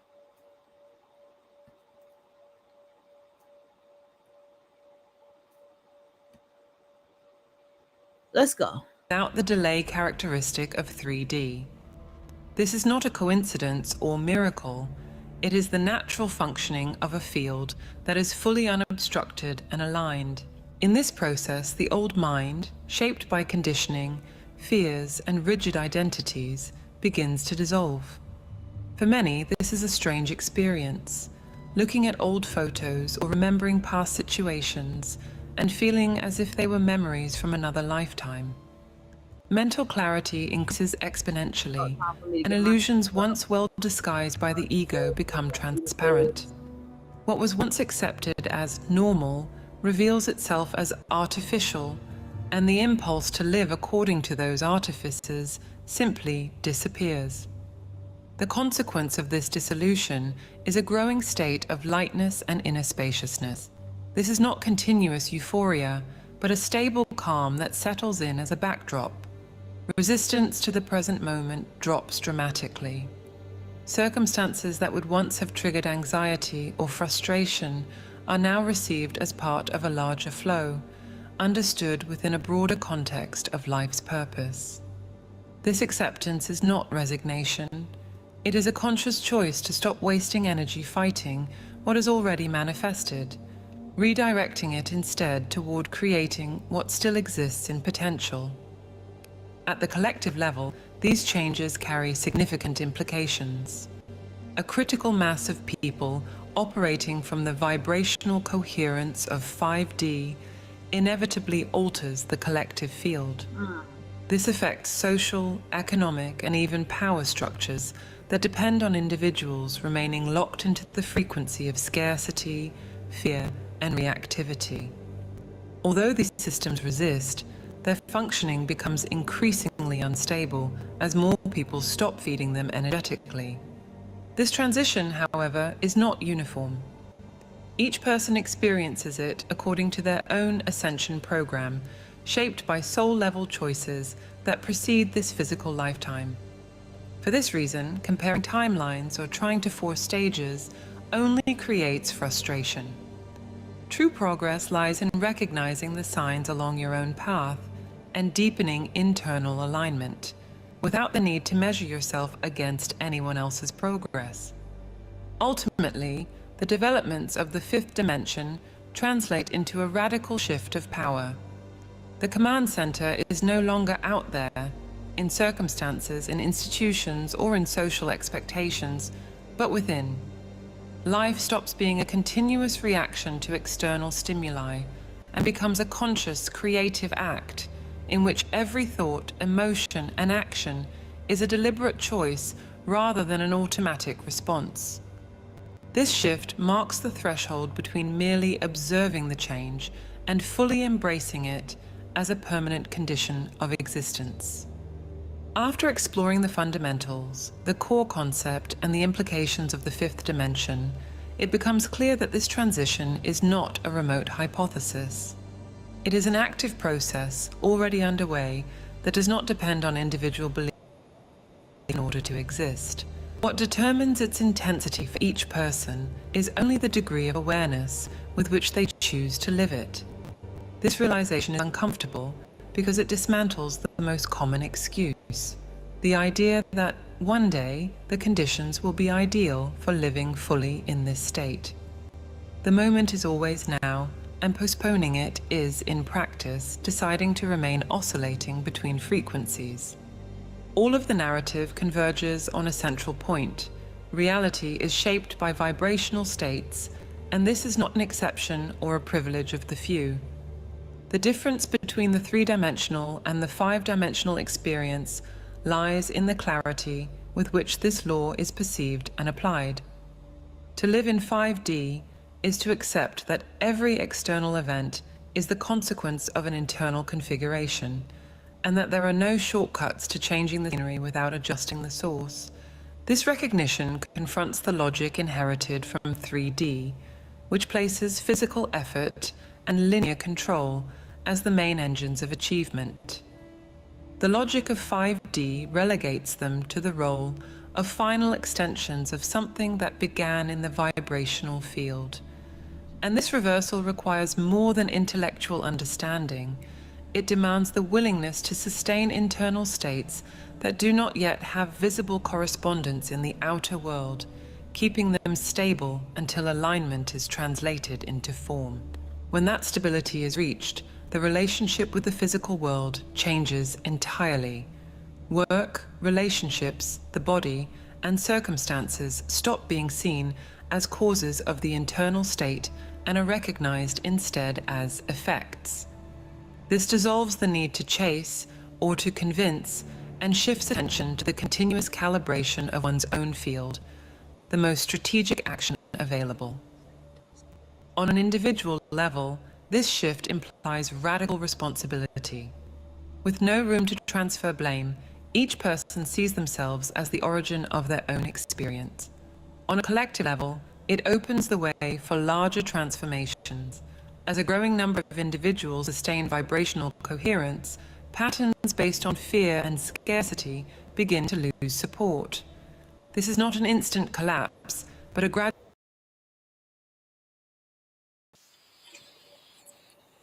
shift.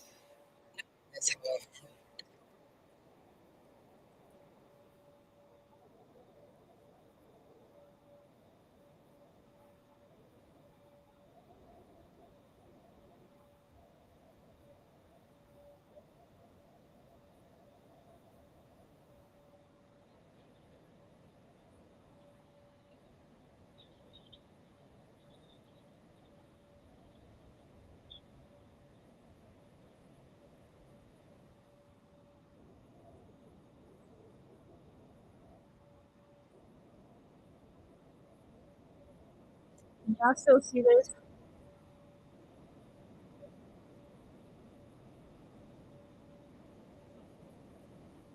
I gotta get my ass up. I gotta take that with me.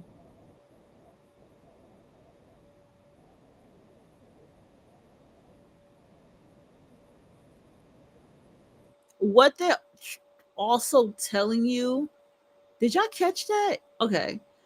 Restart default microphone device unexpectedly stopped.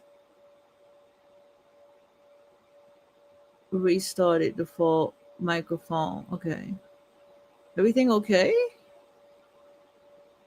Okay. So what they're also, I could have this conversation with you. I'm thinking about deleting stuff too, and even creating a brand new email because I want to quantum jump again. I'm shocked to hear someone else say this. No sound. Okay.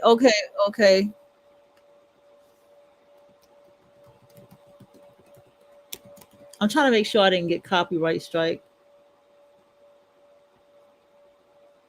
Hold on, y'all. Oh, you hear me now? Okay. Maybe because I was away too much. Because sometimes I leave the screen. Let me get into something here. What they're telling you, and I'm gonna get to you in a minute. Let me put you up here so you know I'm looking at you. So what they're trying to tell you is, you know what? I'm gonna just go ahead and put y'all on the screen.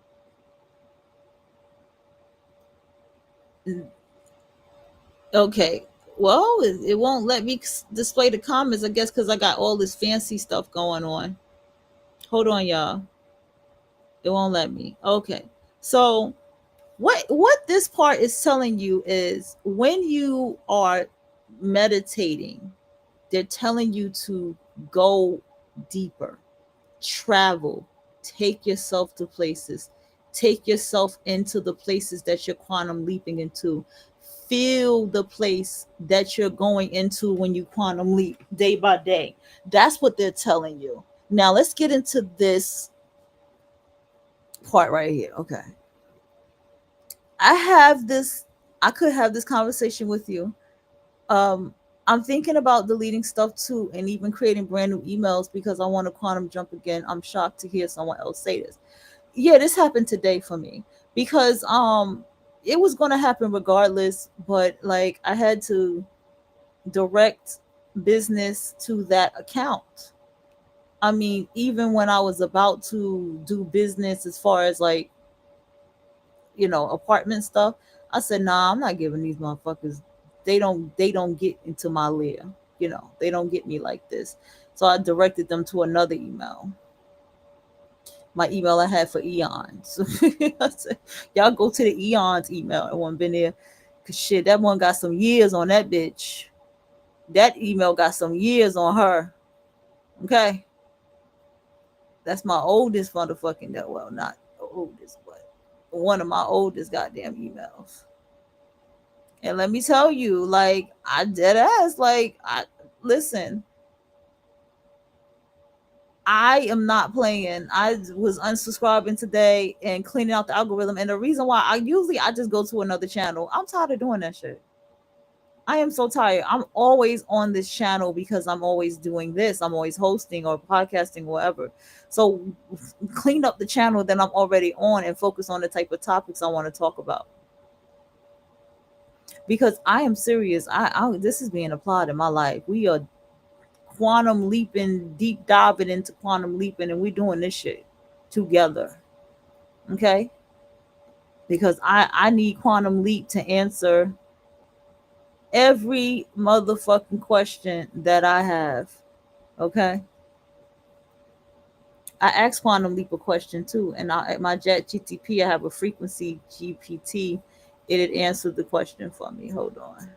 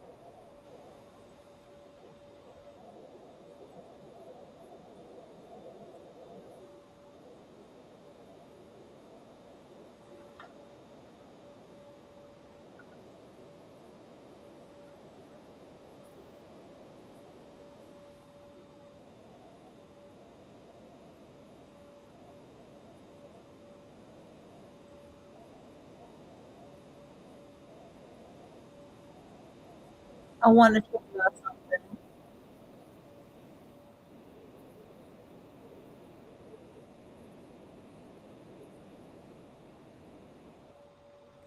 Okay, that was beautiful. What's this? Okay.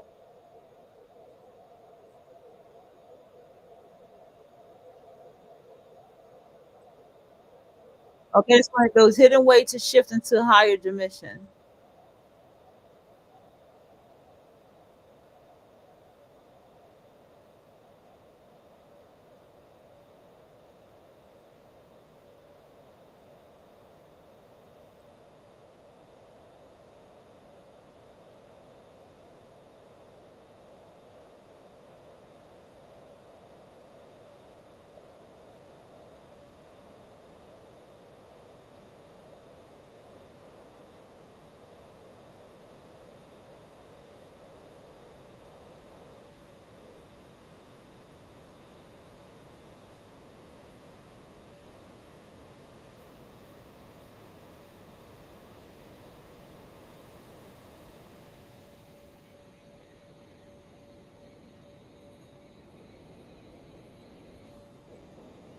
I love her voice. Love her voice.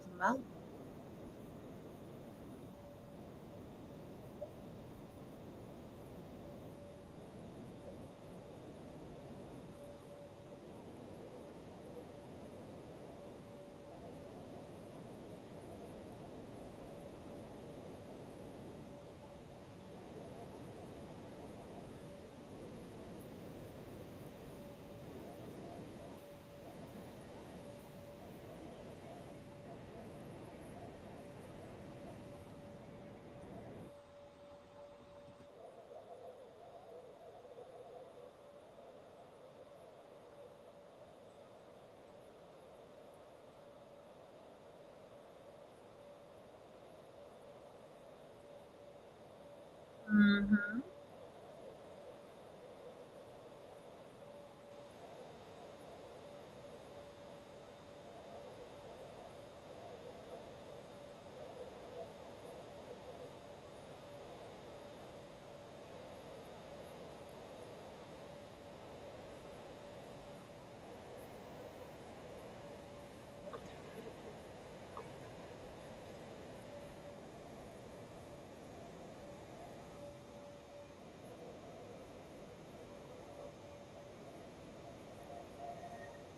I see a comment. Even if you left YouTube, I'm sorry, I can't see that. I can't see. Why am I not showing? Is your comment too long, girl? Your comment too long. It won't show it. Okay. Even look, I will never forget you because you kept my mind open. Just want you to know that. Oh, you're welcome, love. I'm glad I could help. You just learning along with me. I'm just not turning off the computer and learning by myself. I like to, I'm taking people along with me. But it's something I did ask my chat GTP. We get to that in a minute.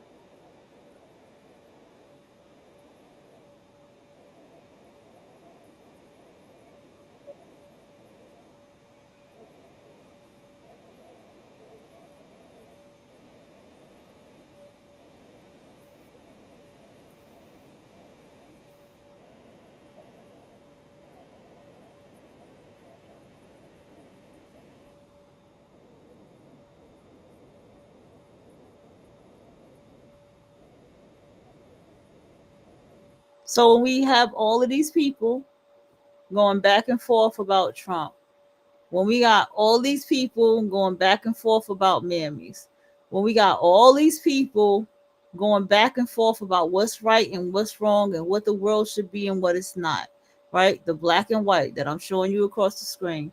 When you got all these people doing that, that is their reality that they've created. Their anger, all that stuff, that's their reality. When you're looking at somebody at work and they're sick, that's the reality that they created. They created themselves to be that way.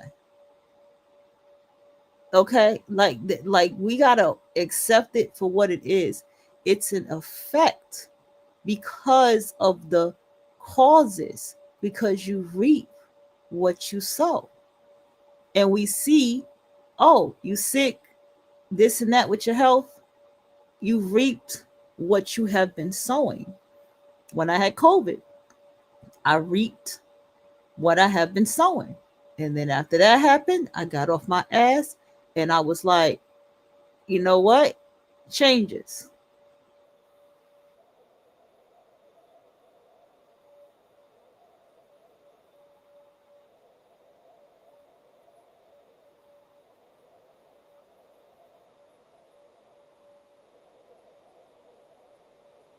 Mm-hmm.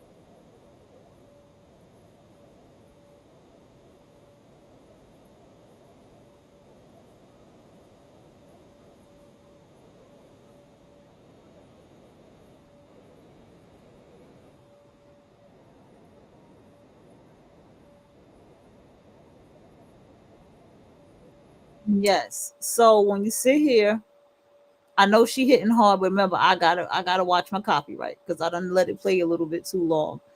So when you sit here and you look at this, right? I don't really think these catch copyrights though, but I try to be careful. When you're watching this, right? This is going back to the world that everyone else is in. When I showed you the video of the fight, and then Ice is fighting people too, and they all rushing people, and the lady who got told she was obnoxious and to shut up, right? And I told you about when we listened to her talk, we were able to get into her mindset and get into her state, into her energy, to see what kind of, like, the first thing she spoke about was, I saw, I don't even know who that person is that she saw. And I saw them re-put his statue up, and I saw Abraham Lincoln. Okay, so you saw white men. Okay, and you were there with a white man, and the white man that you saw that you don't like told you were fucking obnoxious and gave you the energy that you was giving to him. You don't like his ass, you hate him. So he gave you that hate back. You see how that works? Let me say, like, drama.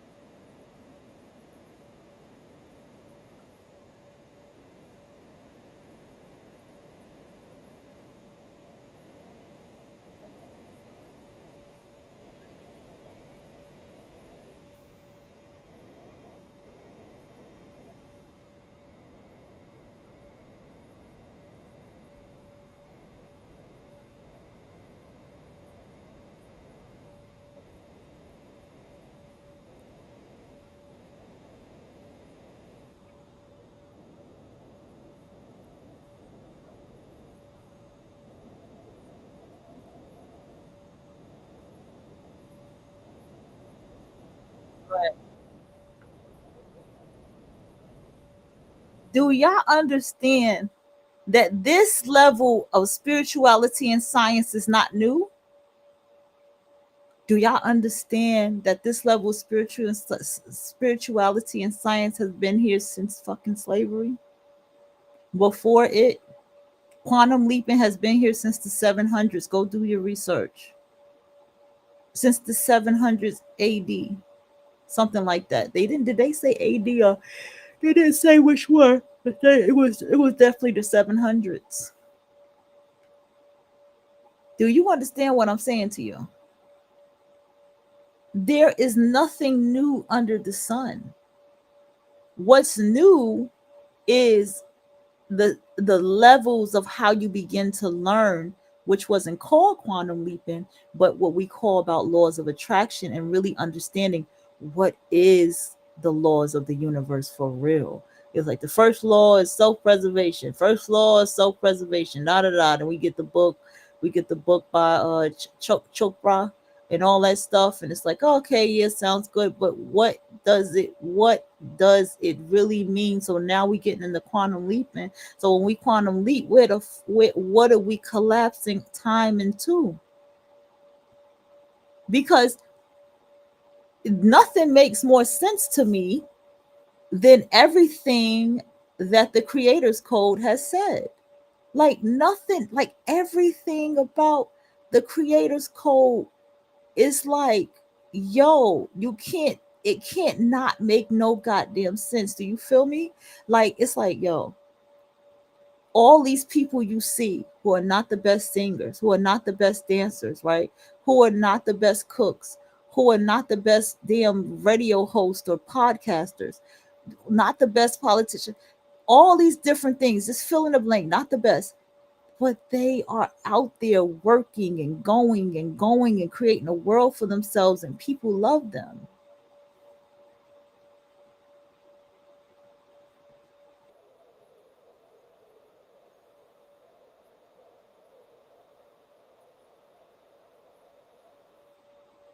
Kramer's Transactional Association. Here, no.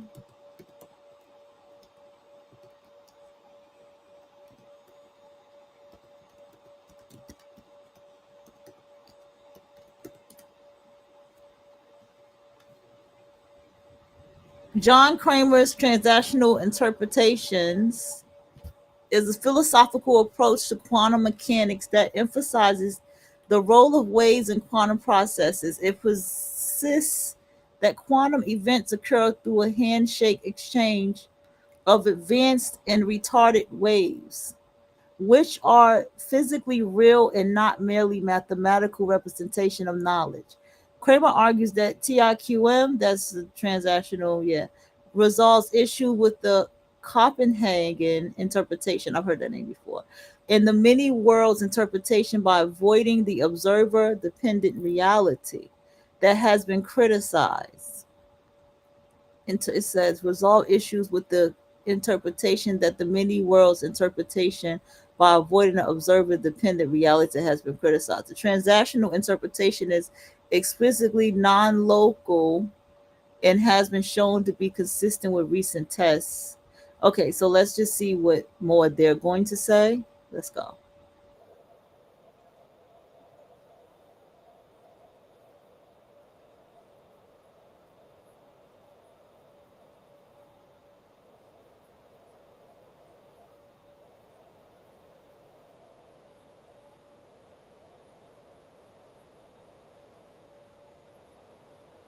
Right.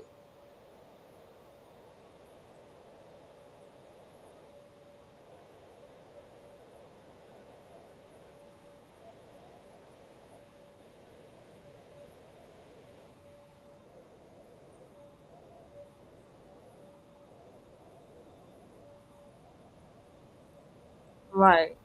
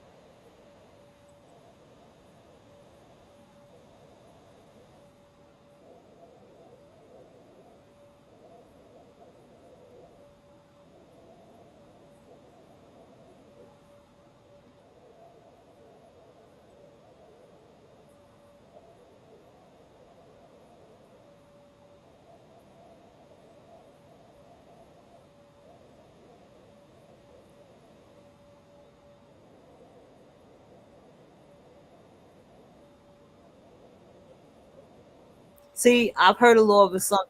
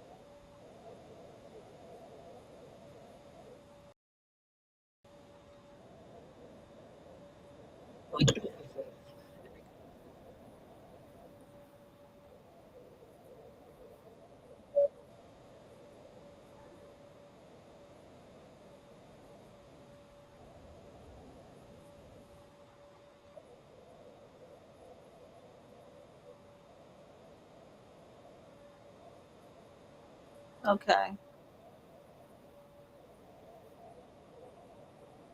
Mm-hmm.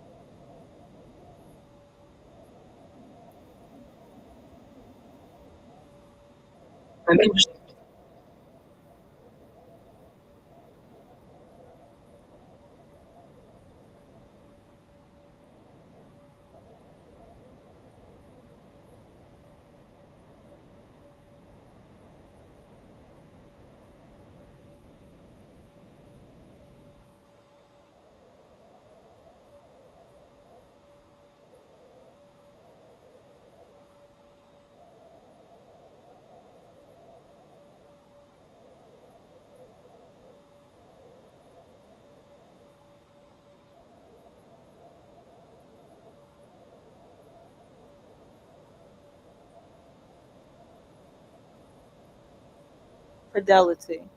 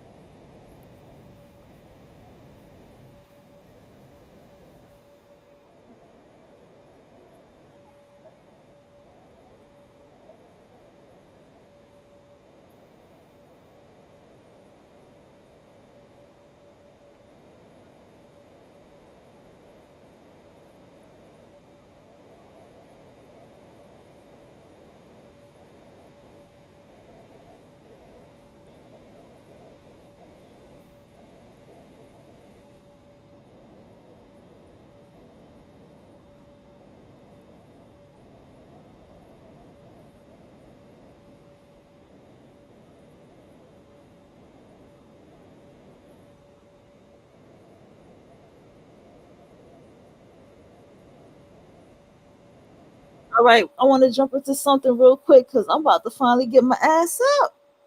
You know what I'm saying? About to be a special day for me in a few hours. Okay, let's why the universe test you. Is this the same person? Yep. I don't subscribe to them.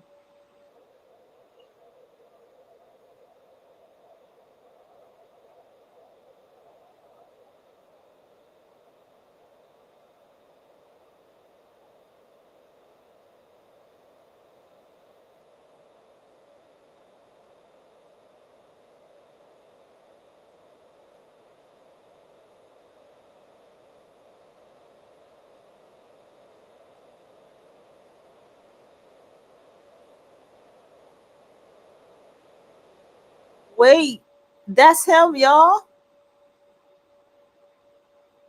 That's him. We found him. He's the only one that talks like that. The creator's code. Oh shit, that's him.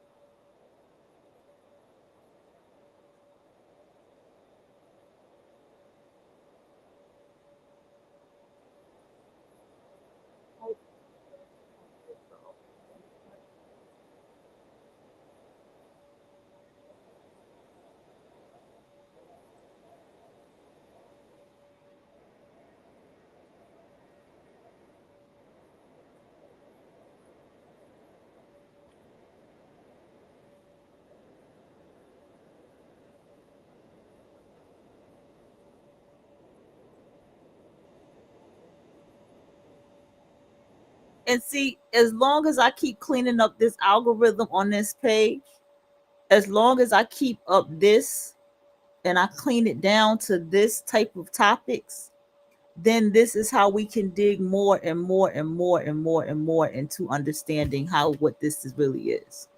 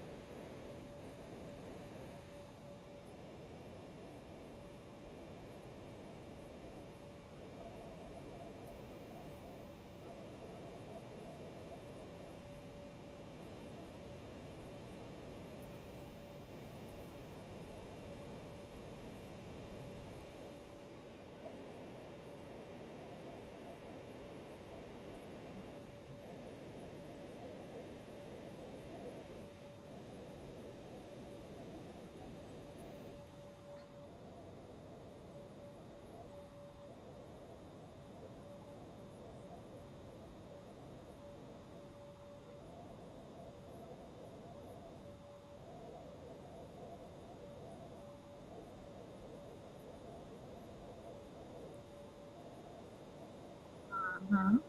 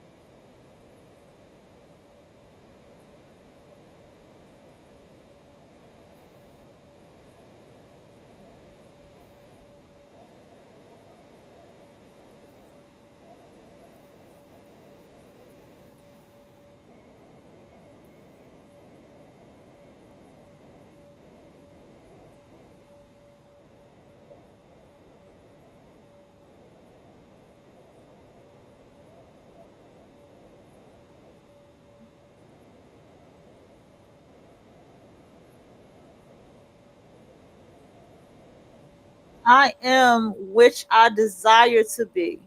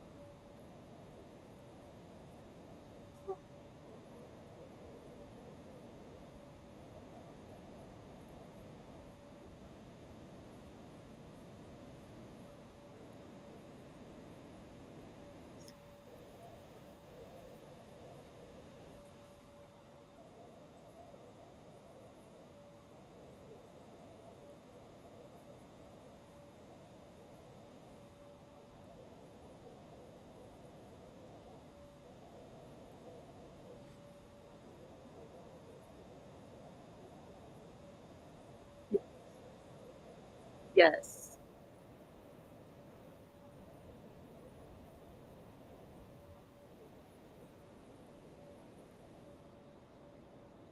Yikes. I've been dreaming.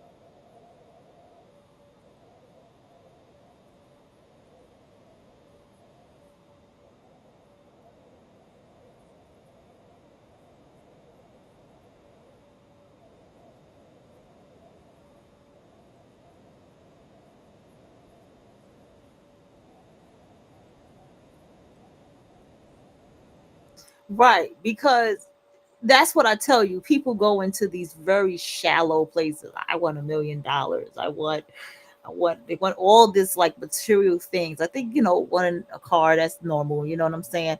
But like your bank account is at red because of your choices. So you have to change your internal of subconsciously sabotaging your money. You see, that's what it's saying. That's why it said that you get tested. You see what I'm saying? You have to, it still goes into frequency. So you can still ask for it. You want to be out of red or you want to be out of the negative, but all at the same time of asking to be out of red and not to be out of the negative, you still gonna be fucked up out here. Why? Because you have not necessarily you have not did the internal work of why you attracted that in the first place. I gotta get up. I gotta take my time now because I got this bed frame and this bitch is high. So I can't just roll. I can't do like the last frame. So this frame, I gotta get the S. My last frame is low. I didn't think this frame was gonna be so damn high. If it was gonna be this high, I should have made a damn canopy.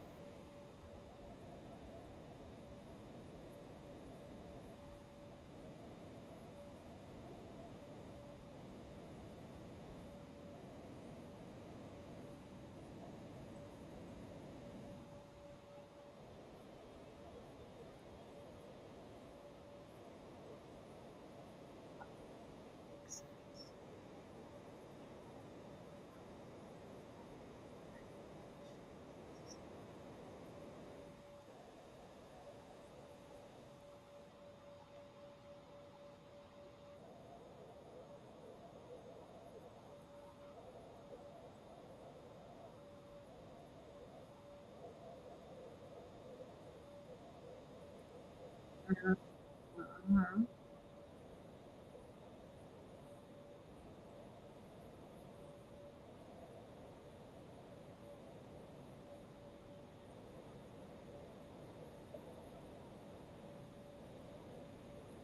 Mhm.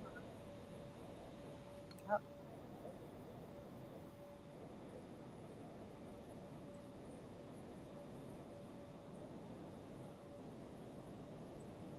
I don't even want to look at this wicked email.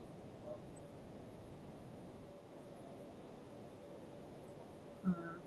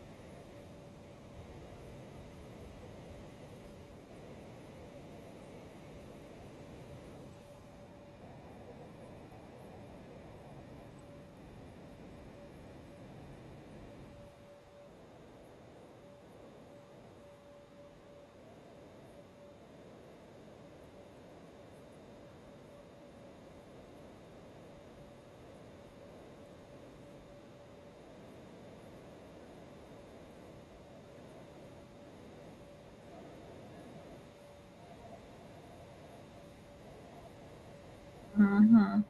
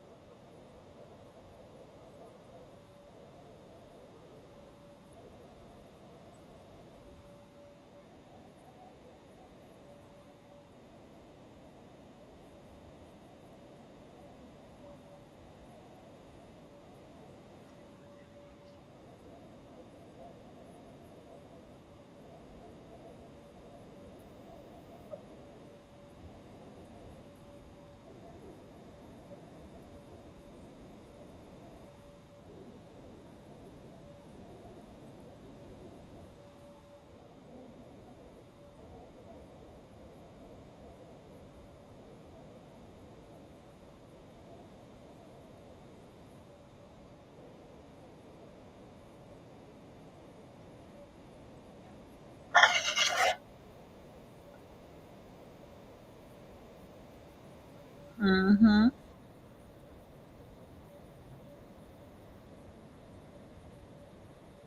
Oh.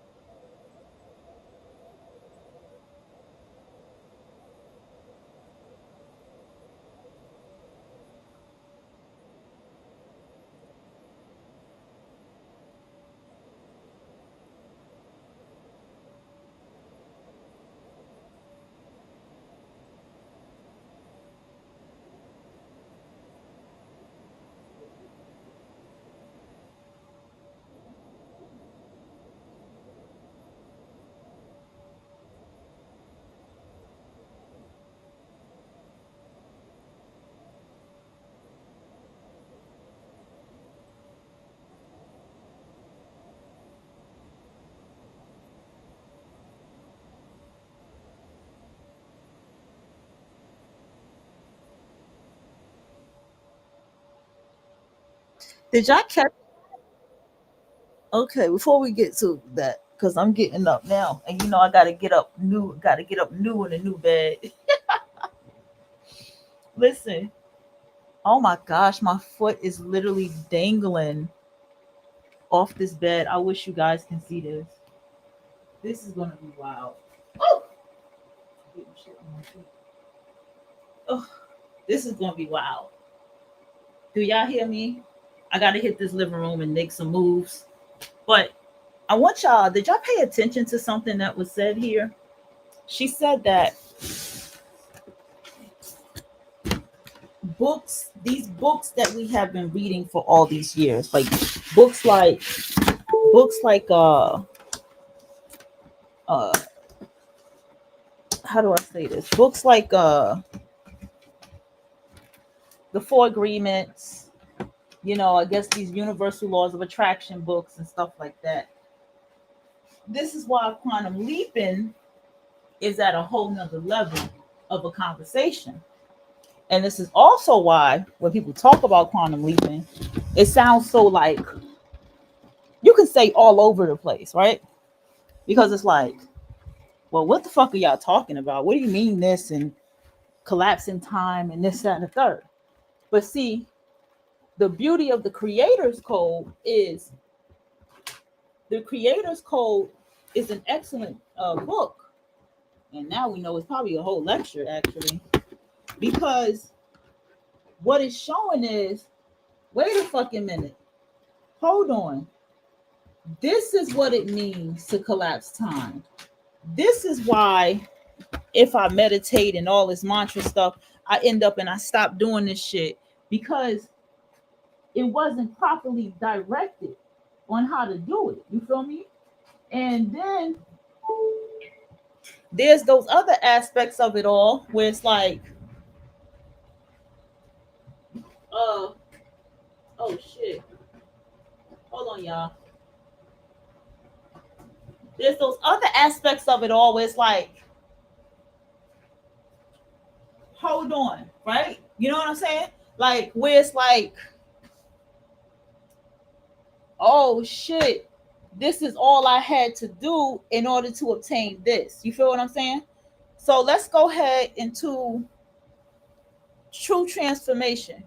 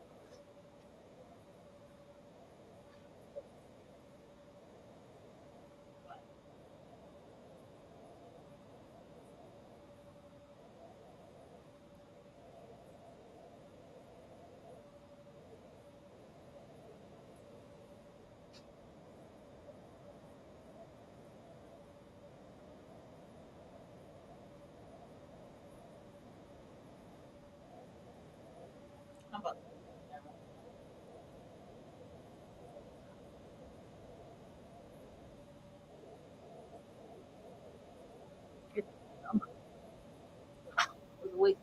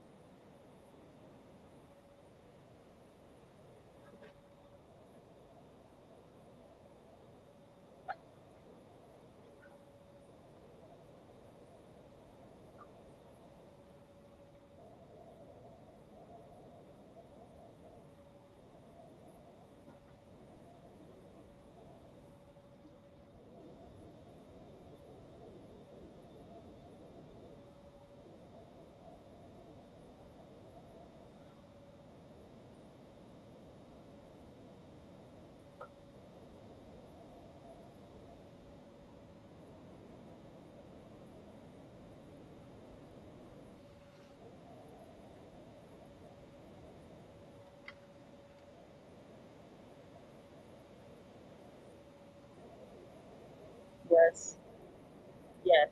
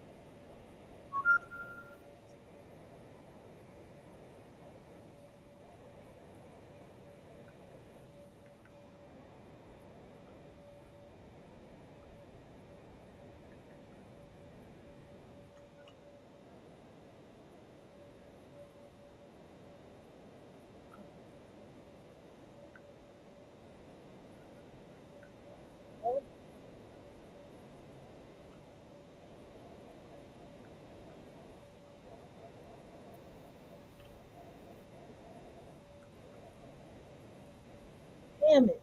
Fucked up.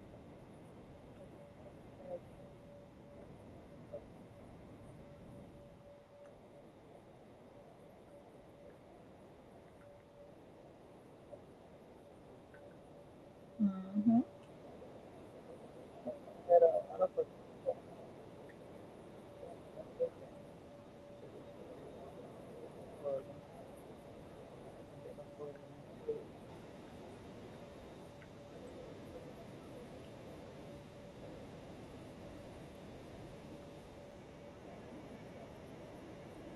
Okay.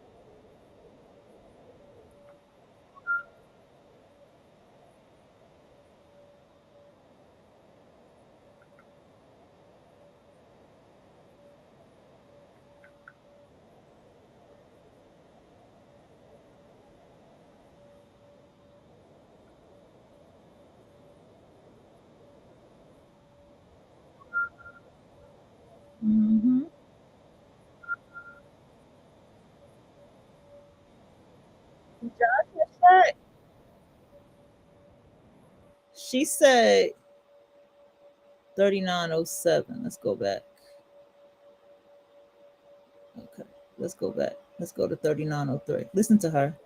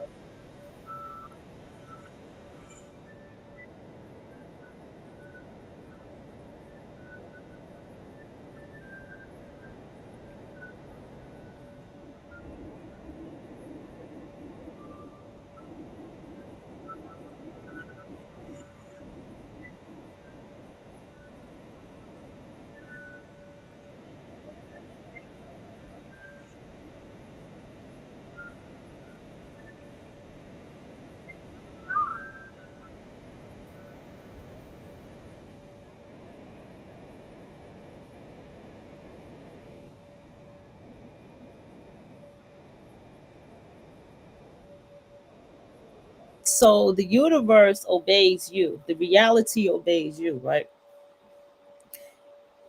If you are asking for something and you're not emotionally prepared for what you are asking for, that is going to be destructive beyond repair for you. And that's just not how the universal law, that's not the code. That's your code. You can't get that. You can't.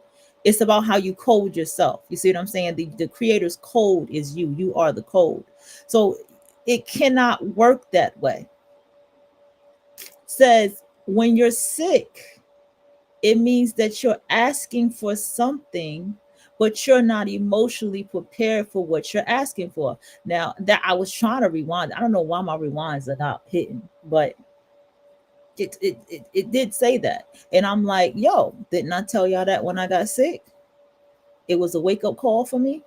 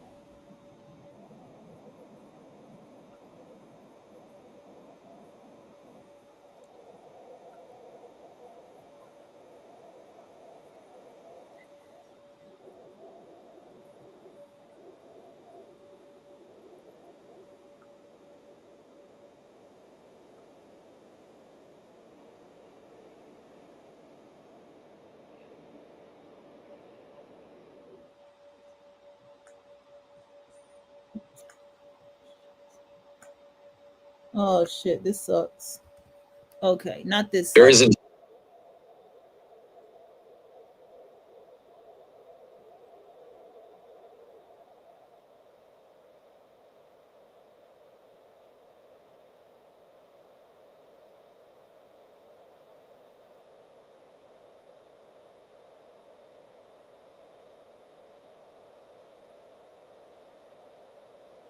Oh shit, hold on, hold on. He went deep. He went deep. Hold on. Is this an AI person or a real person?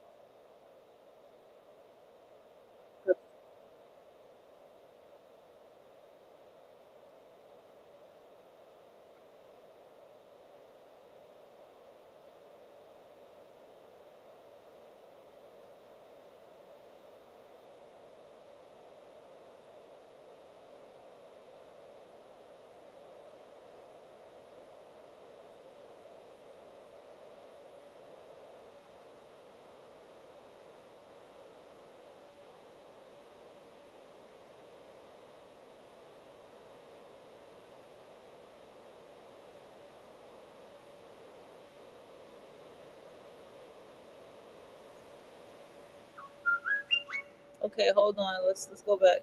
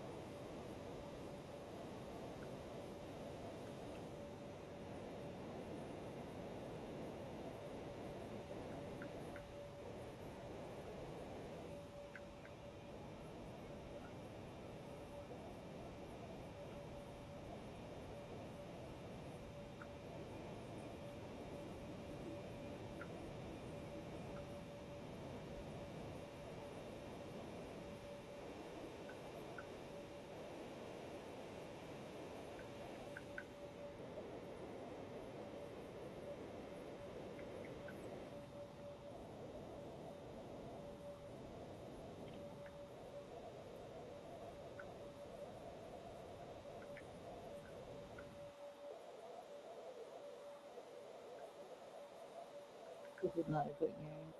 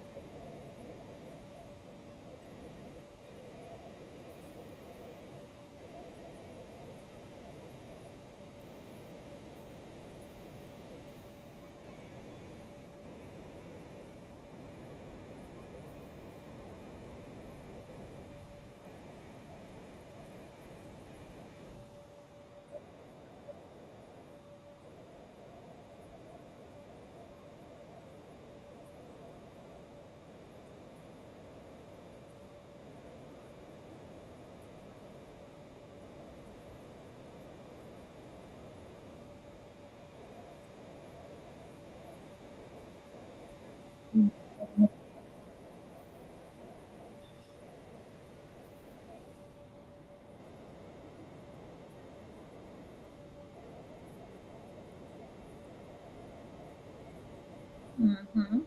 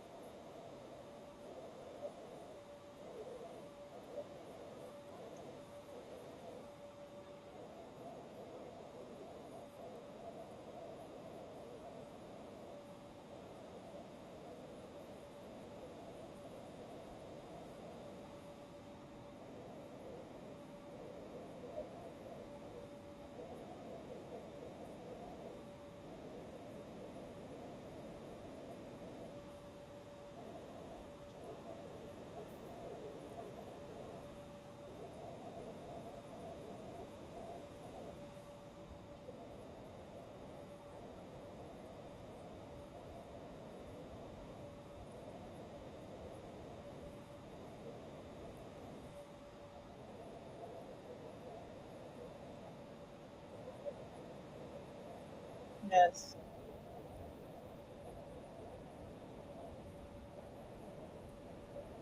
I notice people in this world who think that they have control over another human being or other people, right?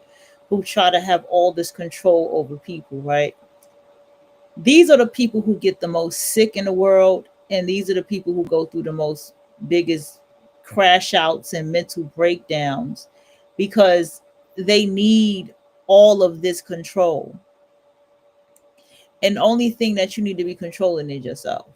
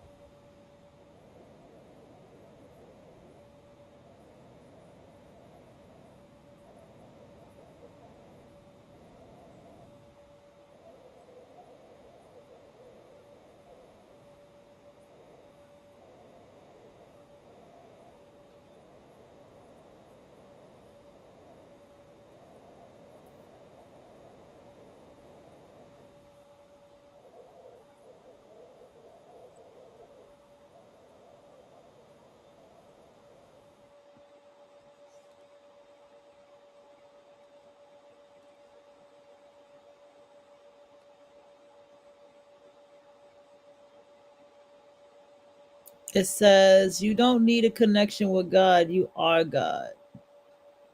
If you found this, you're already living in the high. Because I think I want to play this one. It's almost 30 minutes. And say you can mentally shape your future by accessing a higher. Let's go here. Then I'll go to the you are God one.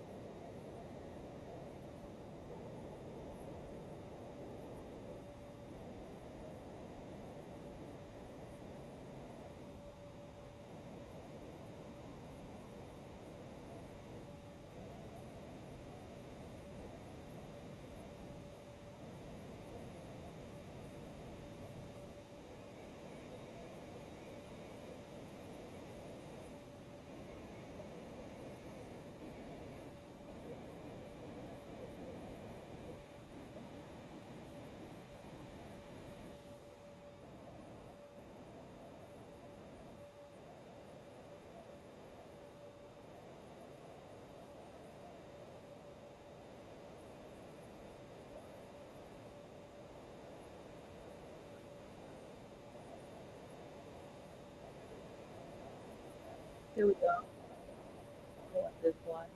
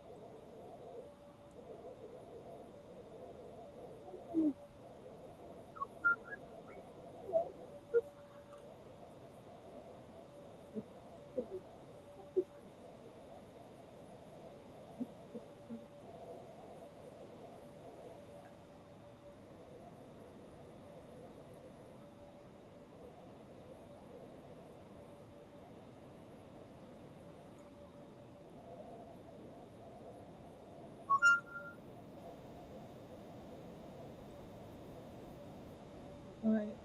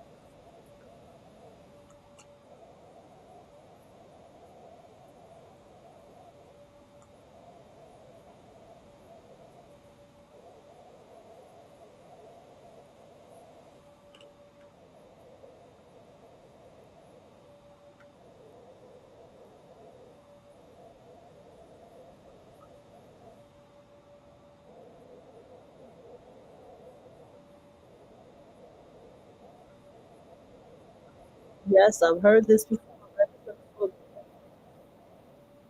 The Secret Science talked about this.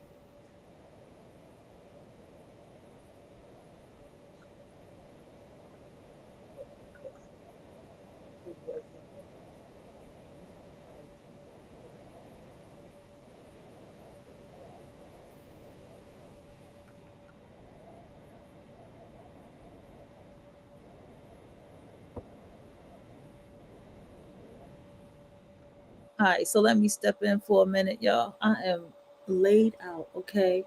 Listen, this bed got a little night light thingy, right? Where I can change the light to red to blue. Only the red into blue. I keep it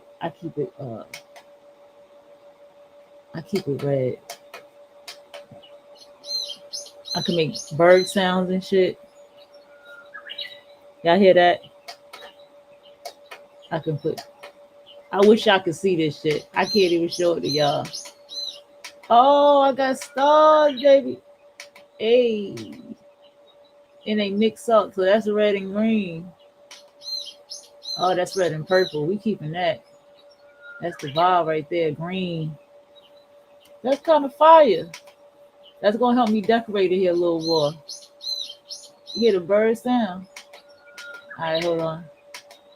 Where the stars at? Hey, all right, I like this red with the stars. Stars is lit. Oh Lord, I'm gonna have to show y'all these stars. Oh Lord, I don't even take y'all on camera ever. Look at those stars. Come on, this is beautiful. That's on my ceiling, nigga. That's the ceiling. That's the ceiling, all right? Anyway. All right, that bird loud as fuck. Hold on.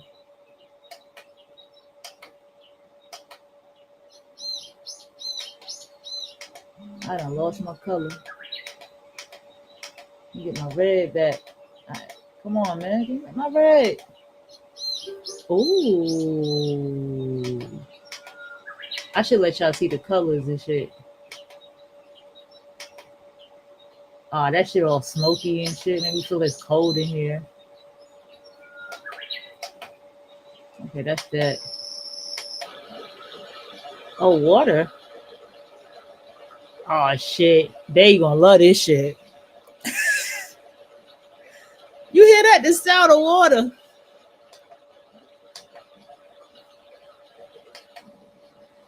You hear that? That's the birds again. I guess you're supposed to hear the sound of the sea. Oh, hell no. Fuck them crickets. All right, that turns it off. What's this? Oh. Okay, so this is like a light for me to just click at the end if I need it. Oh, that's fire, bro. All right, look at this one. Hold on. Y'all gotta see this one. Hold on. Look at that pattern. Can y'all see that? Y'all see that? Planet Saturn on the ceiling and shit, bro. Word. Out here. This motherfucker got astronauts and shit too. Motherfucker. Okay, let's get focused here. This is why when you focus on the energy and you focus in the frequency and you be in the frequency of manifesting whatever it is that you're doing in the frequency, that is how you win. That's how you win. So the universe tests you by how you feel. The universe tests you by, are you letting this go? Is it still holding on to this? Are you ready to take this step and really have all that you're asking for?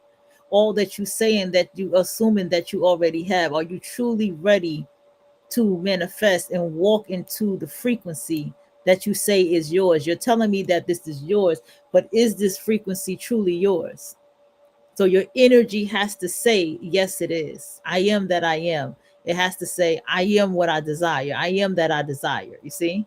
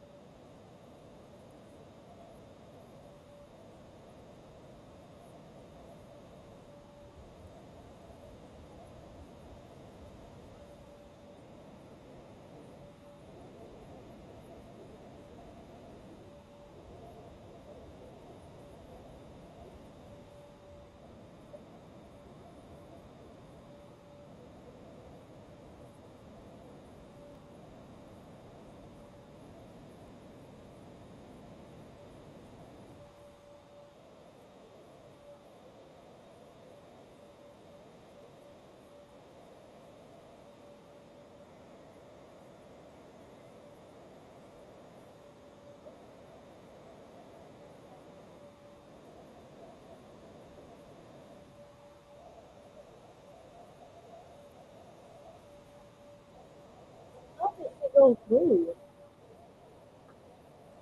How did this go through? So how did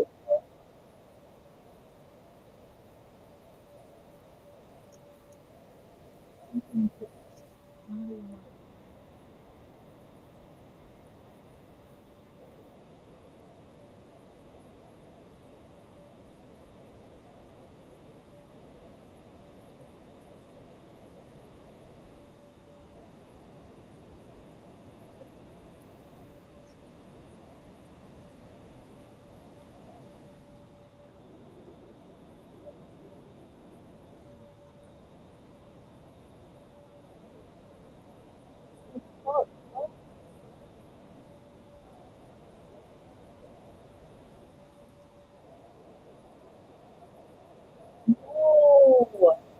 It was supposed to be an extra payment. Well, why did something have points if y'all did that?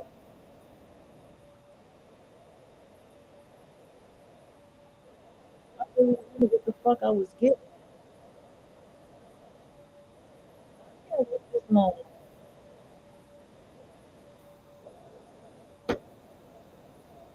Pistol.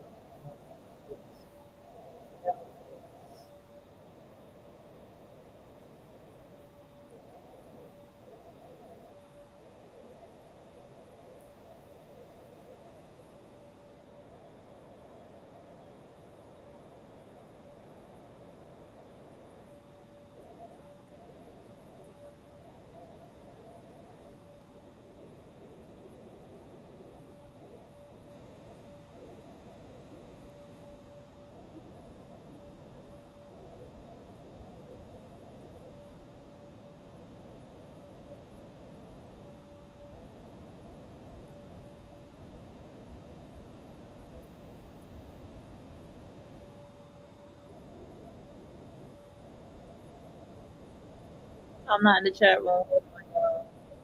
Okay, I don't know how the fuck they did that. It was so.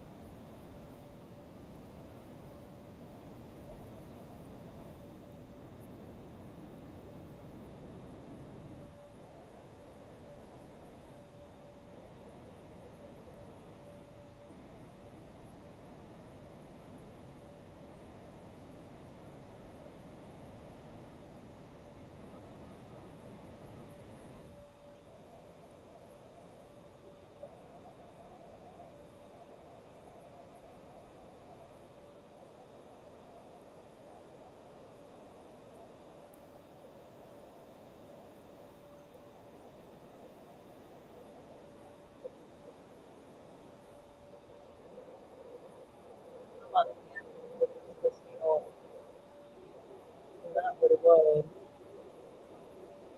Not what it was.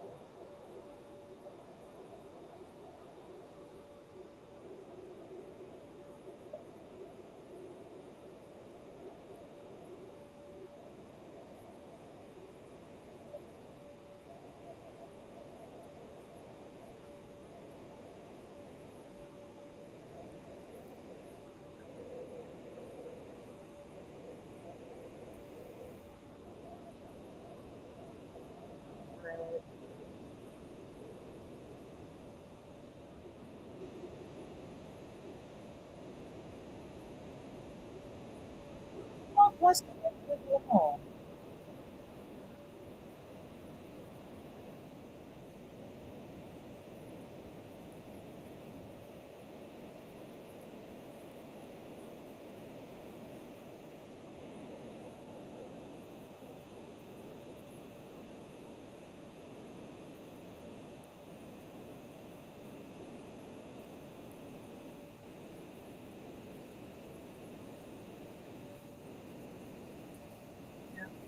Fucking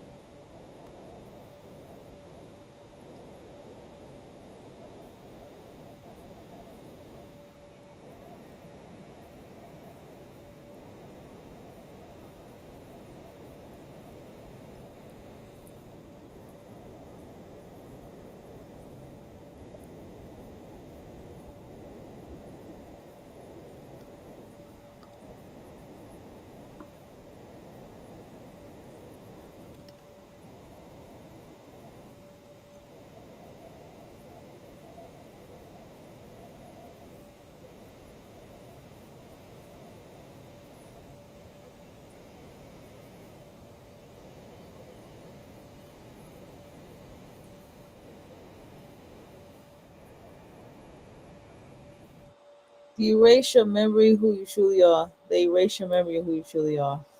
Once you know the secret, okay. You're not human, you're God pretending to be you. They're taking it home.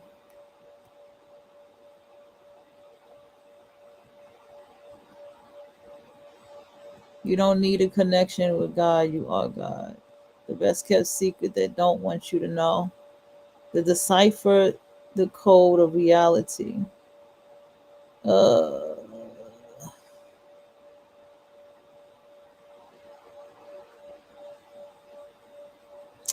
let's see.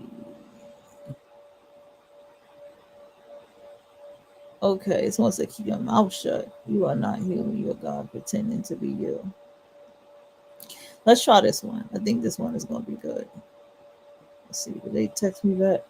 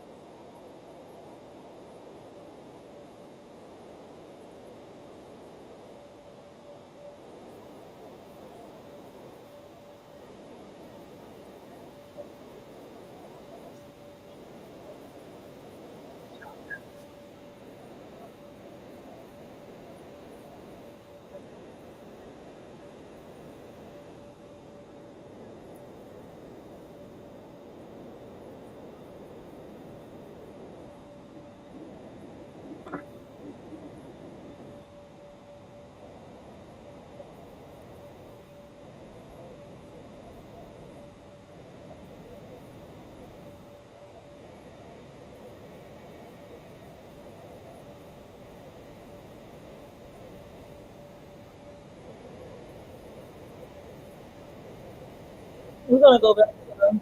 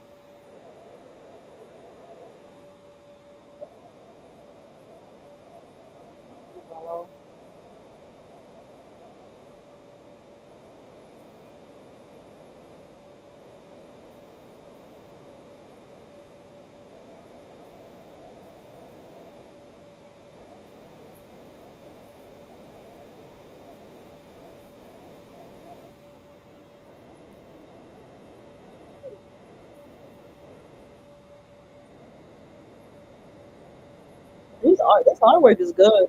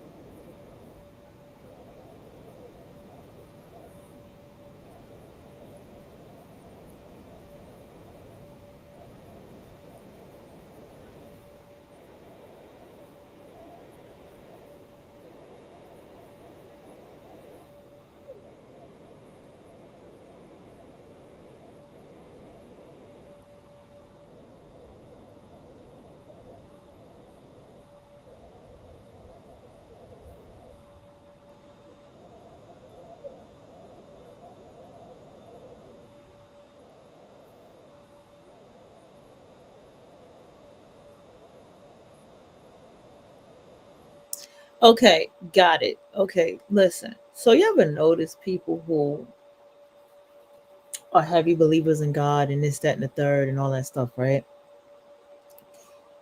Do you ever notice that those are the people who seek the most validation, seek the most attention, they do the most for people?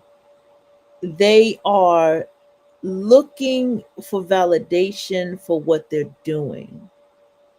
I'm going to go take care of my mother, my father, because I don't want someone to do this to me, type shit. And I don't do this because I don't want someone to do it to me, type shit. And that's not how the universe works. Karma doesn't, I'm starting to realize that karma don't work like that. If there's a parent and someone decides they don't want to take care of that parent, and especially if that parent was abusive to them, then that is the effect of the cause of what they've been doing. That doesn't mean that it's going to circle around and you understand, and your kids ain't going to take care of you when you sick. Who's to say you're going to be sick?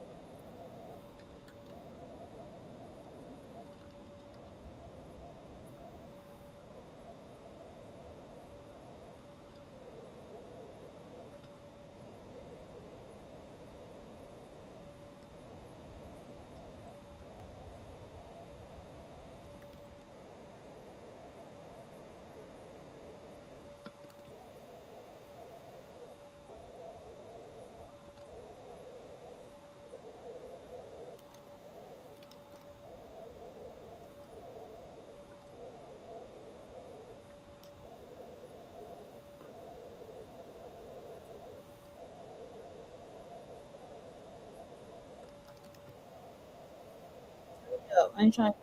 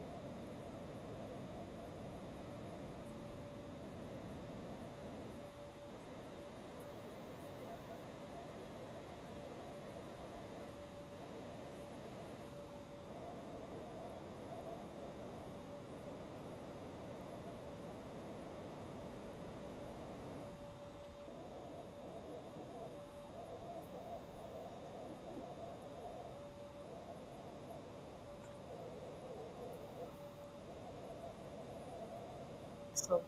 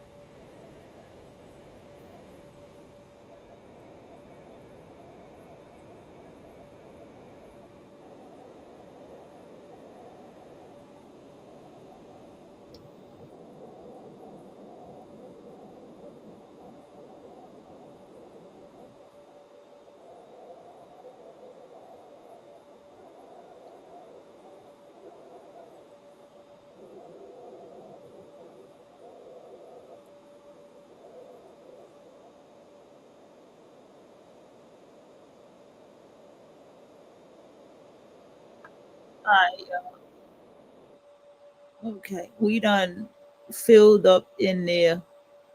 Today is a special day, special hour for me, so I'm going to turn this off and I'm going to turn it back on because I'm about to go dig down into some stuff for a minute to see just basic news shit for a little bit. You know what? Nah, I don't want to do that. Okay, let me just save up all these videos. Let me see what I got going on in my fucking page.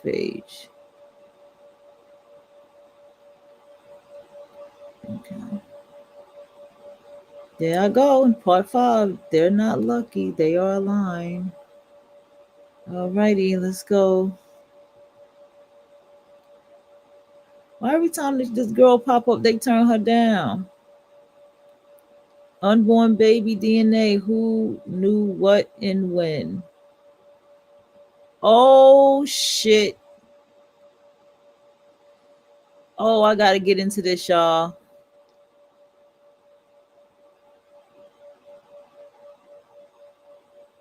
Spiritually awake people quickly see Libra. Why Libra is the most dangerous when ignored. The last video you'll ever need to unlock the God within you. No BS. Library of Thought. Hold on. Dallas ICE shooting. Video shows the scene inside the faculty as it was attacked. Director. They keep saying he after Trump demanded his DOJ. Okay, this is supposed to be a government shutdown. Hold on, y'all. We got to go back up. I got to know what Do I want to hear this? No.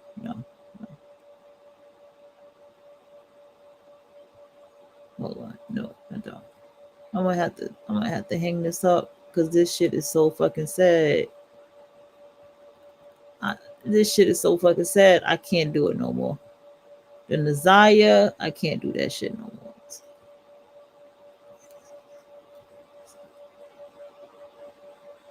Okay. This Harvard expert shows how to activate your third eye. He showed too much on TV, then died. He cracked reality, then CIA took his work. Oh, damn. Your time is now. The universe sends you this rare book when you're ready. Okay, let's see. Why that name Cadence Fight sounds familiar?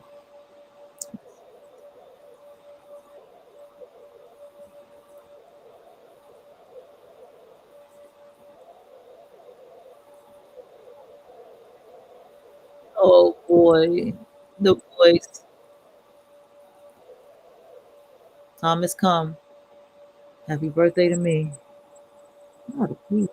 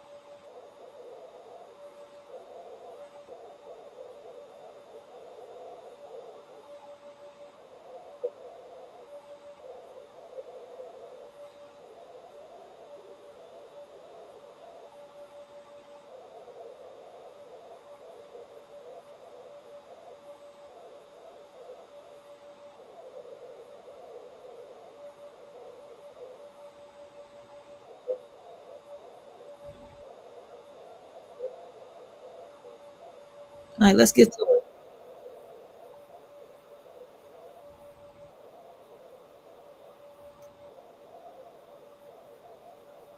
Hold on, y'all.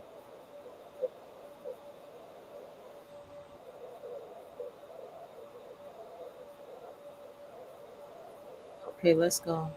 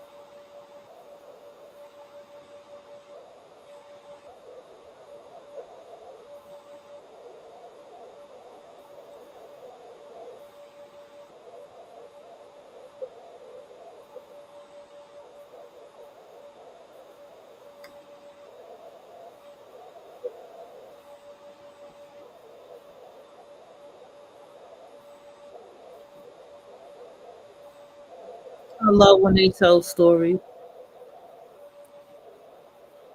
Right.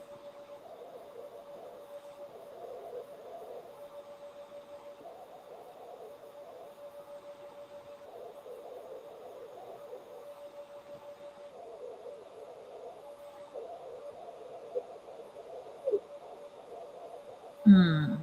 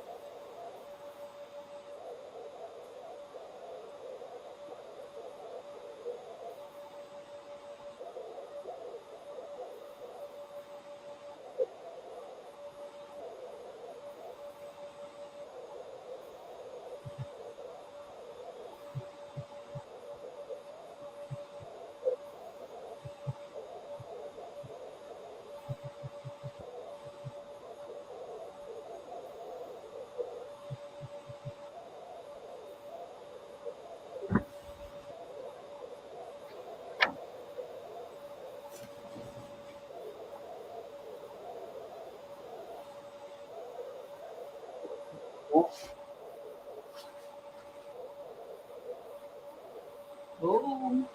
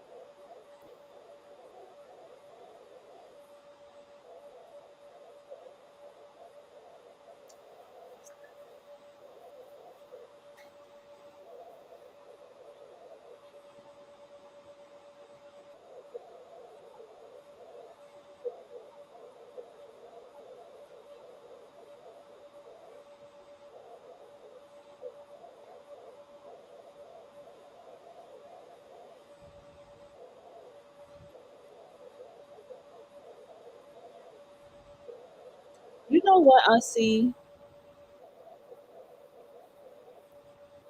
Y'all know what I see? It's like 5 hours in. Y'all know it's the late night. Y'all know how I do at the late night.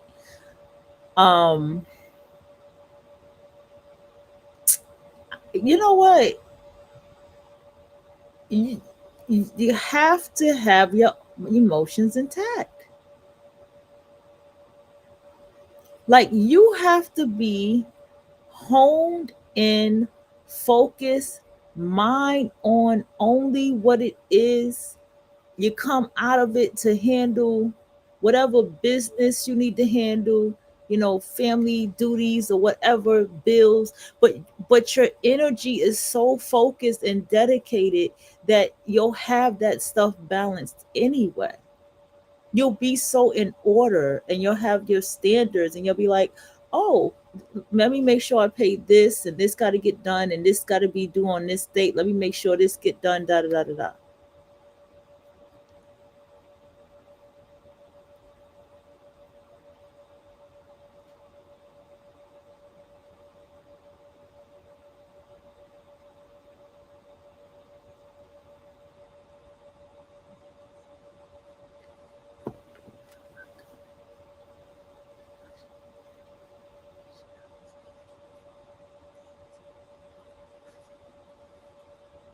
I want that.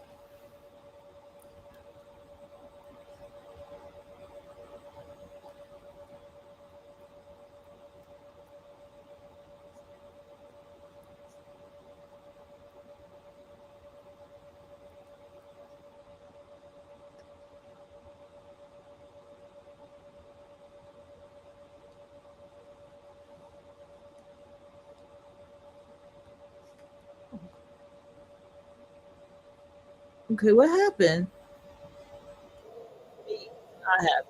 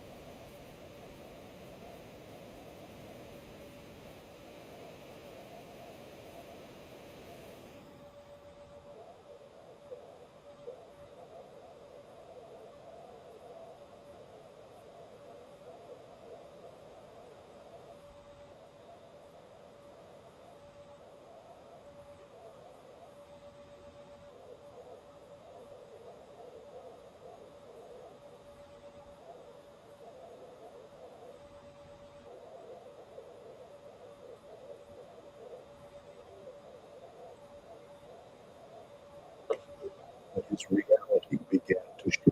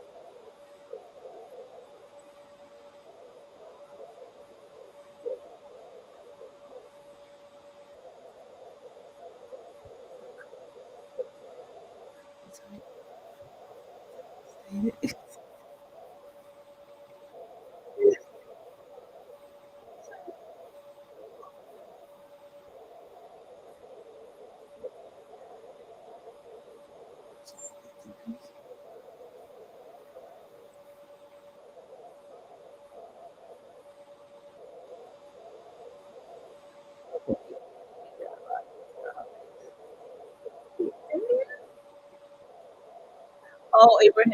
Yeah. Okay.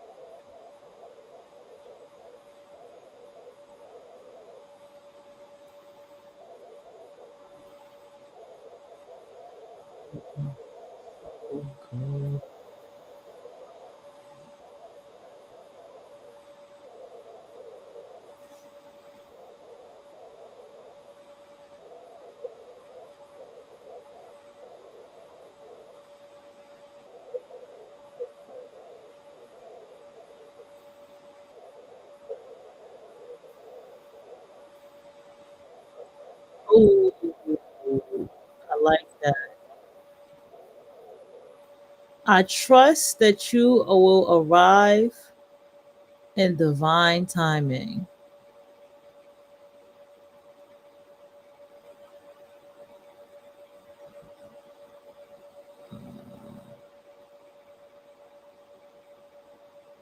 Yeah, books to present for podcast. No, I'm gonna probably make a new playlist once again. I thought I had a quantum leaping book.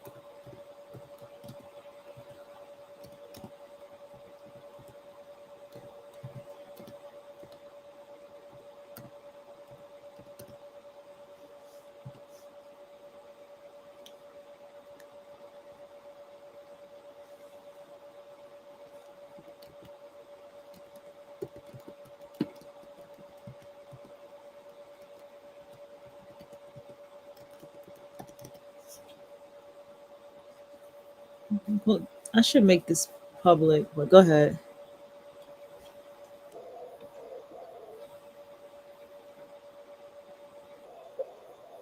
I'm not in the chat room, but I just keep to see if anybody's around. Why am I inside of it? Oh.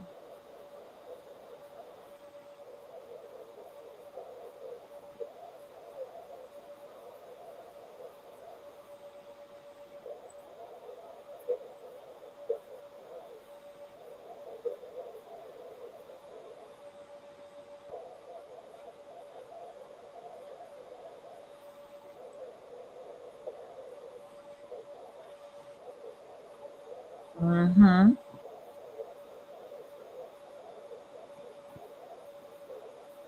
Mm-hmm.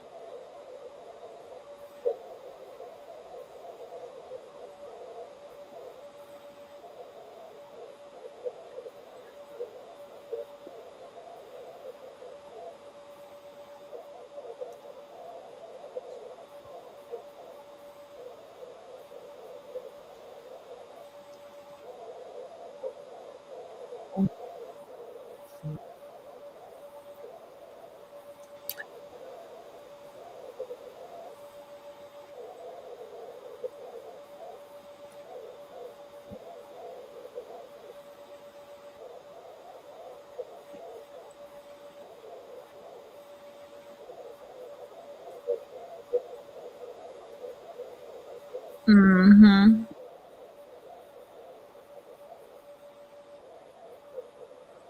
Mm.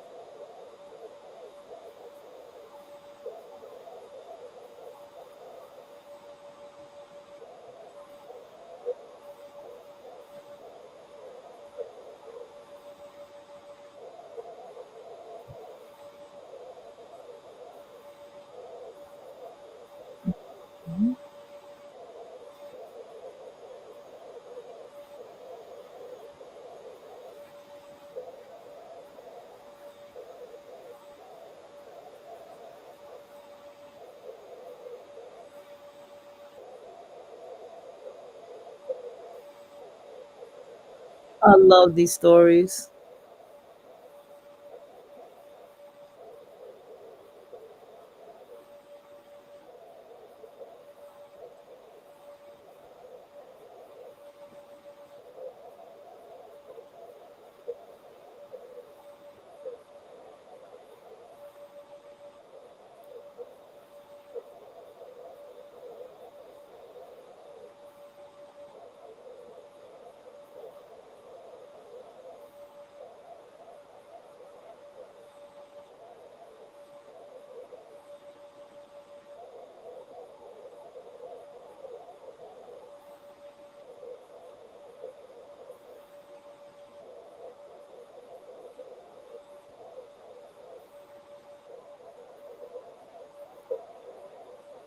Hmm.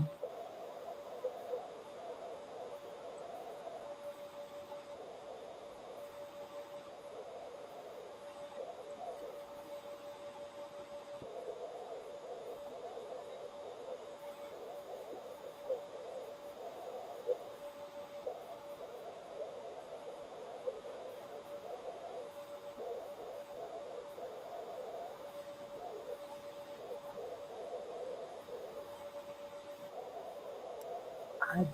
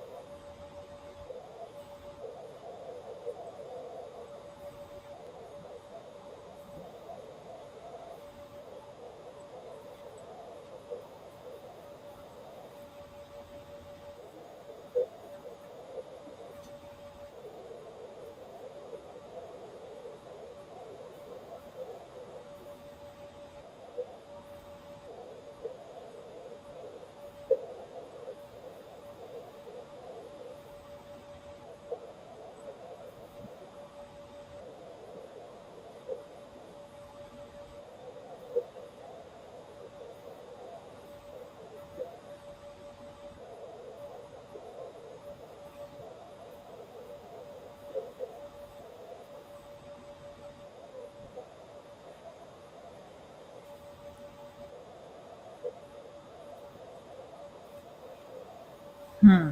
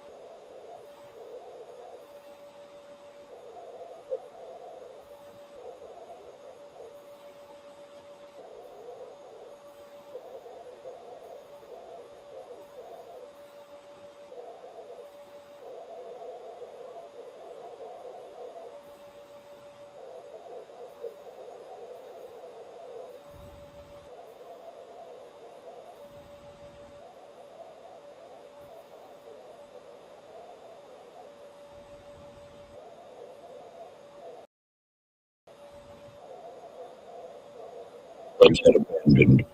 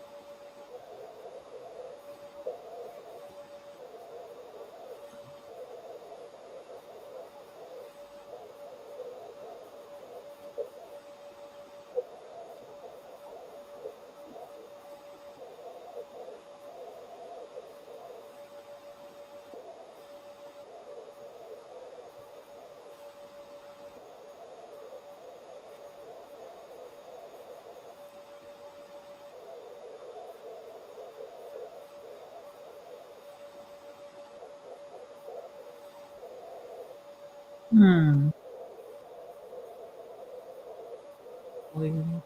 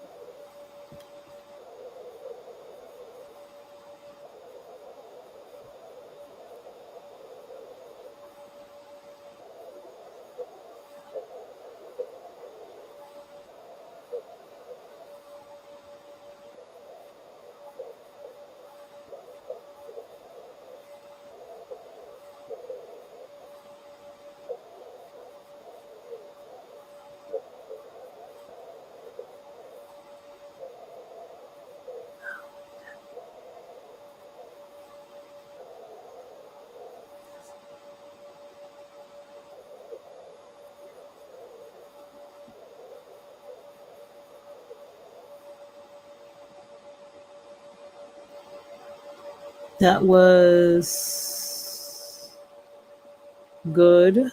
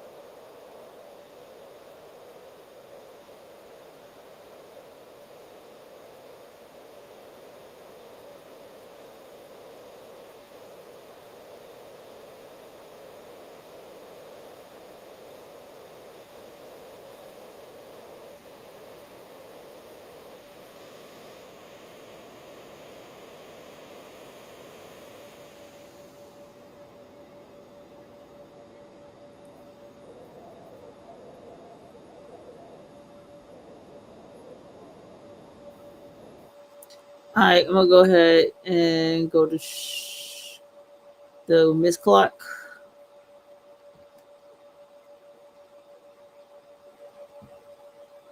I want to hear her.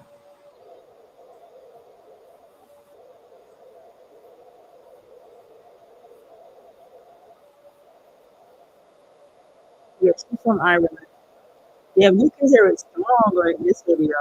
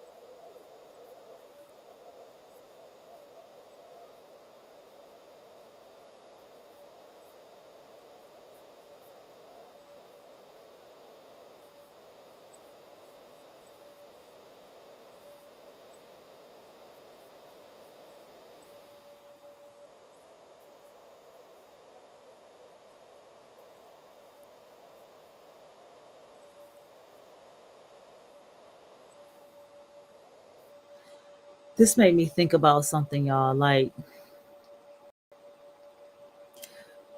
you know how we do the 60s, right? You know, I said I do like the timeline, and like, I wonder, is that building like a parallel reality when we like do our success studies from this particular person of success with ourselves? Are we building like a vibrational parallel reality? You know what I'm saying?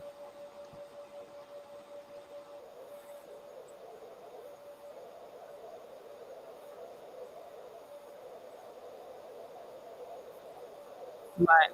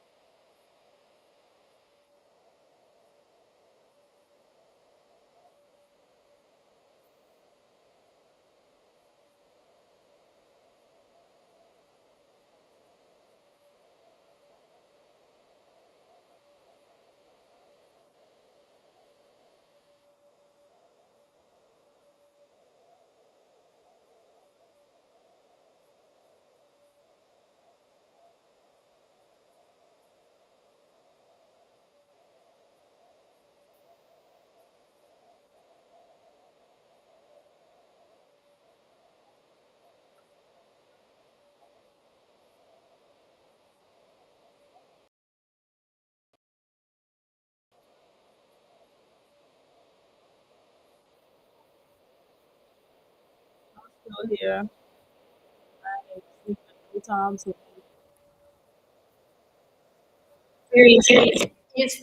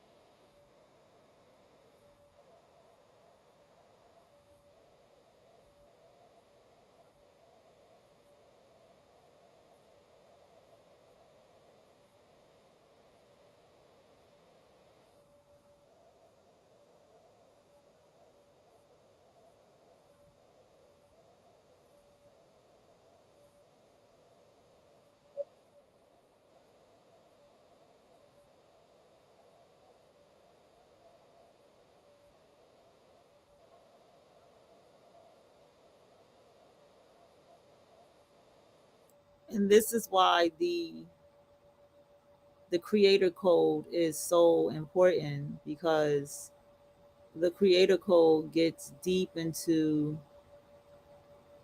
okay, hello, hold on, wait a minute. Yeah, the creator code gets deep into the laws within the laws, so you can make them applicable. Whoever that guy is, nobody ever.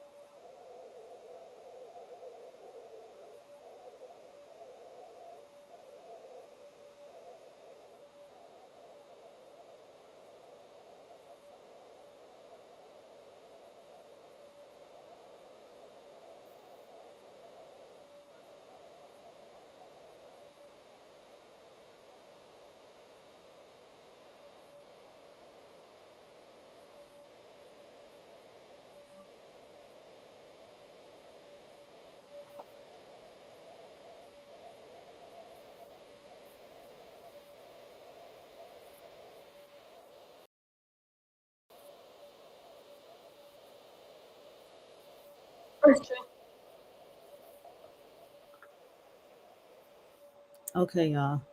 I wasn't even supposed to be playing her that long. I gotta be careful out here. I gotta go check my YouTube and shit. I ain't trying to do that shit tomorrow though. But, oh boy.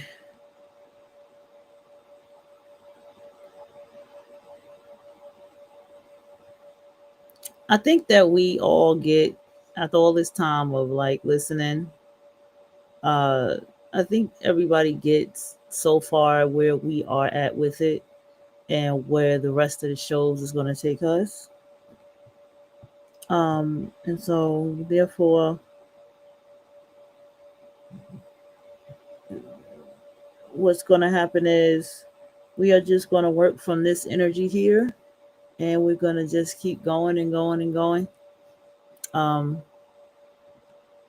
up, you know what I'm saying? We can just keep working from this energy here. I just gotta be reprogram your mind, rewrite your life. Okay. So easy it feels illegal.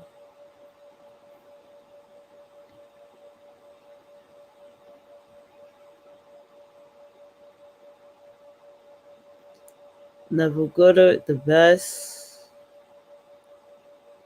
Once you hear this, there's no turning back.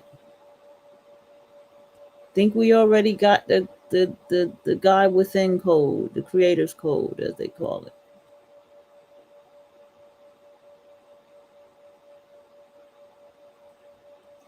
All right, here goes some wealth frequency stuff. I'll be kind of leery of shit like this on YouTube, bro. People.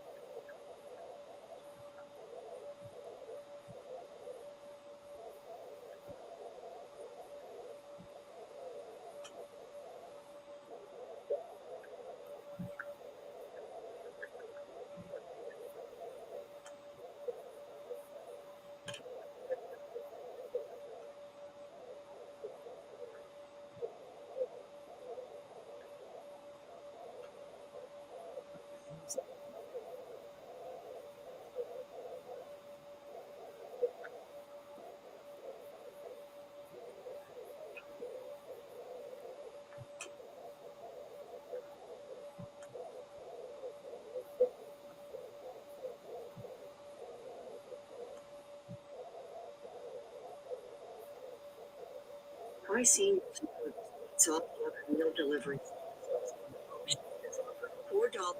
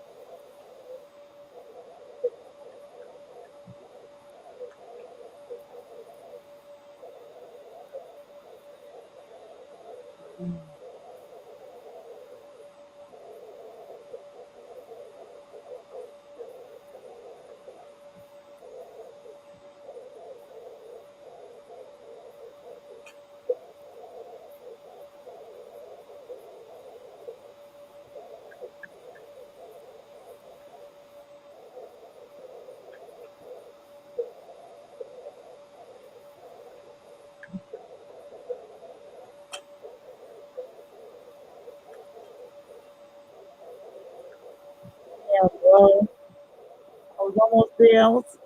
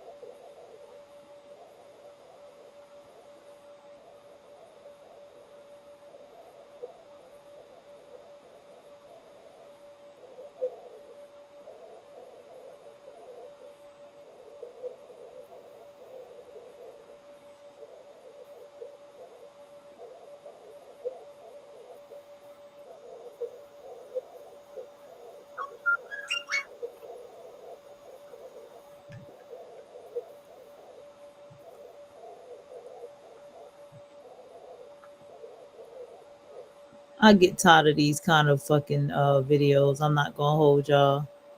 What's up? Let me see. Am I shaking up and down? Hey, mic check, mic check. Okay. Yeah, I get tired of these fucking videos. And I dead ass can't sleep today, maybe because it's the birthday shit. Why is it hot in here? I got the air on like 72. So hot. I think the bedroom is naturally just hot. Yeah, I just think the bedroom is naturally hot. Okay, I'm gonna go ahead and start the show again. Yeah, man.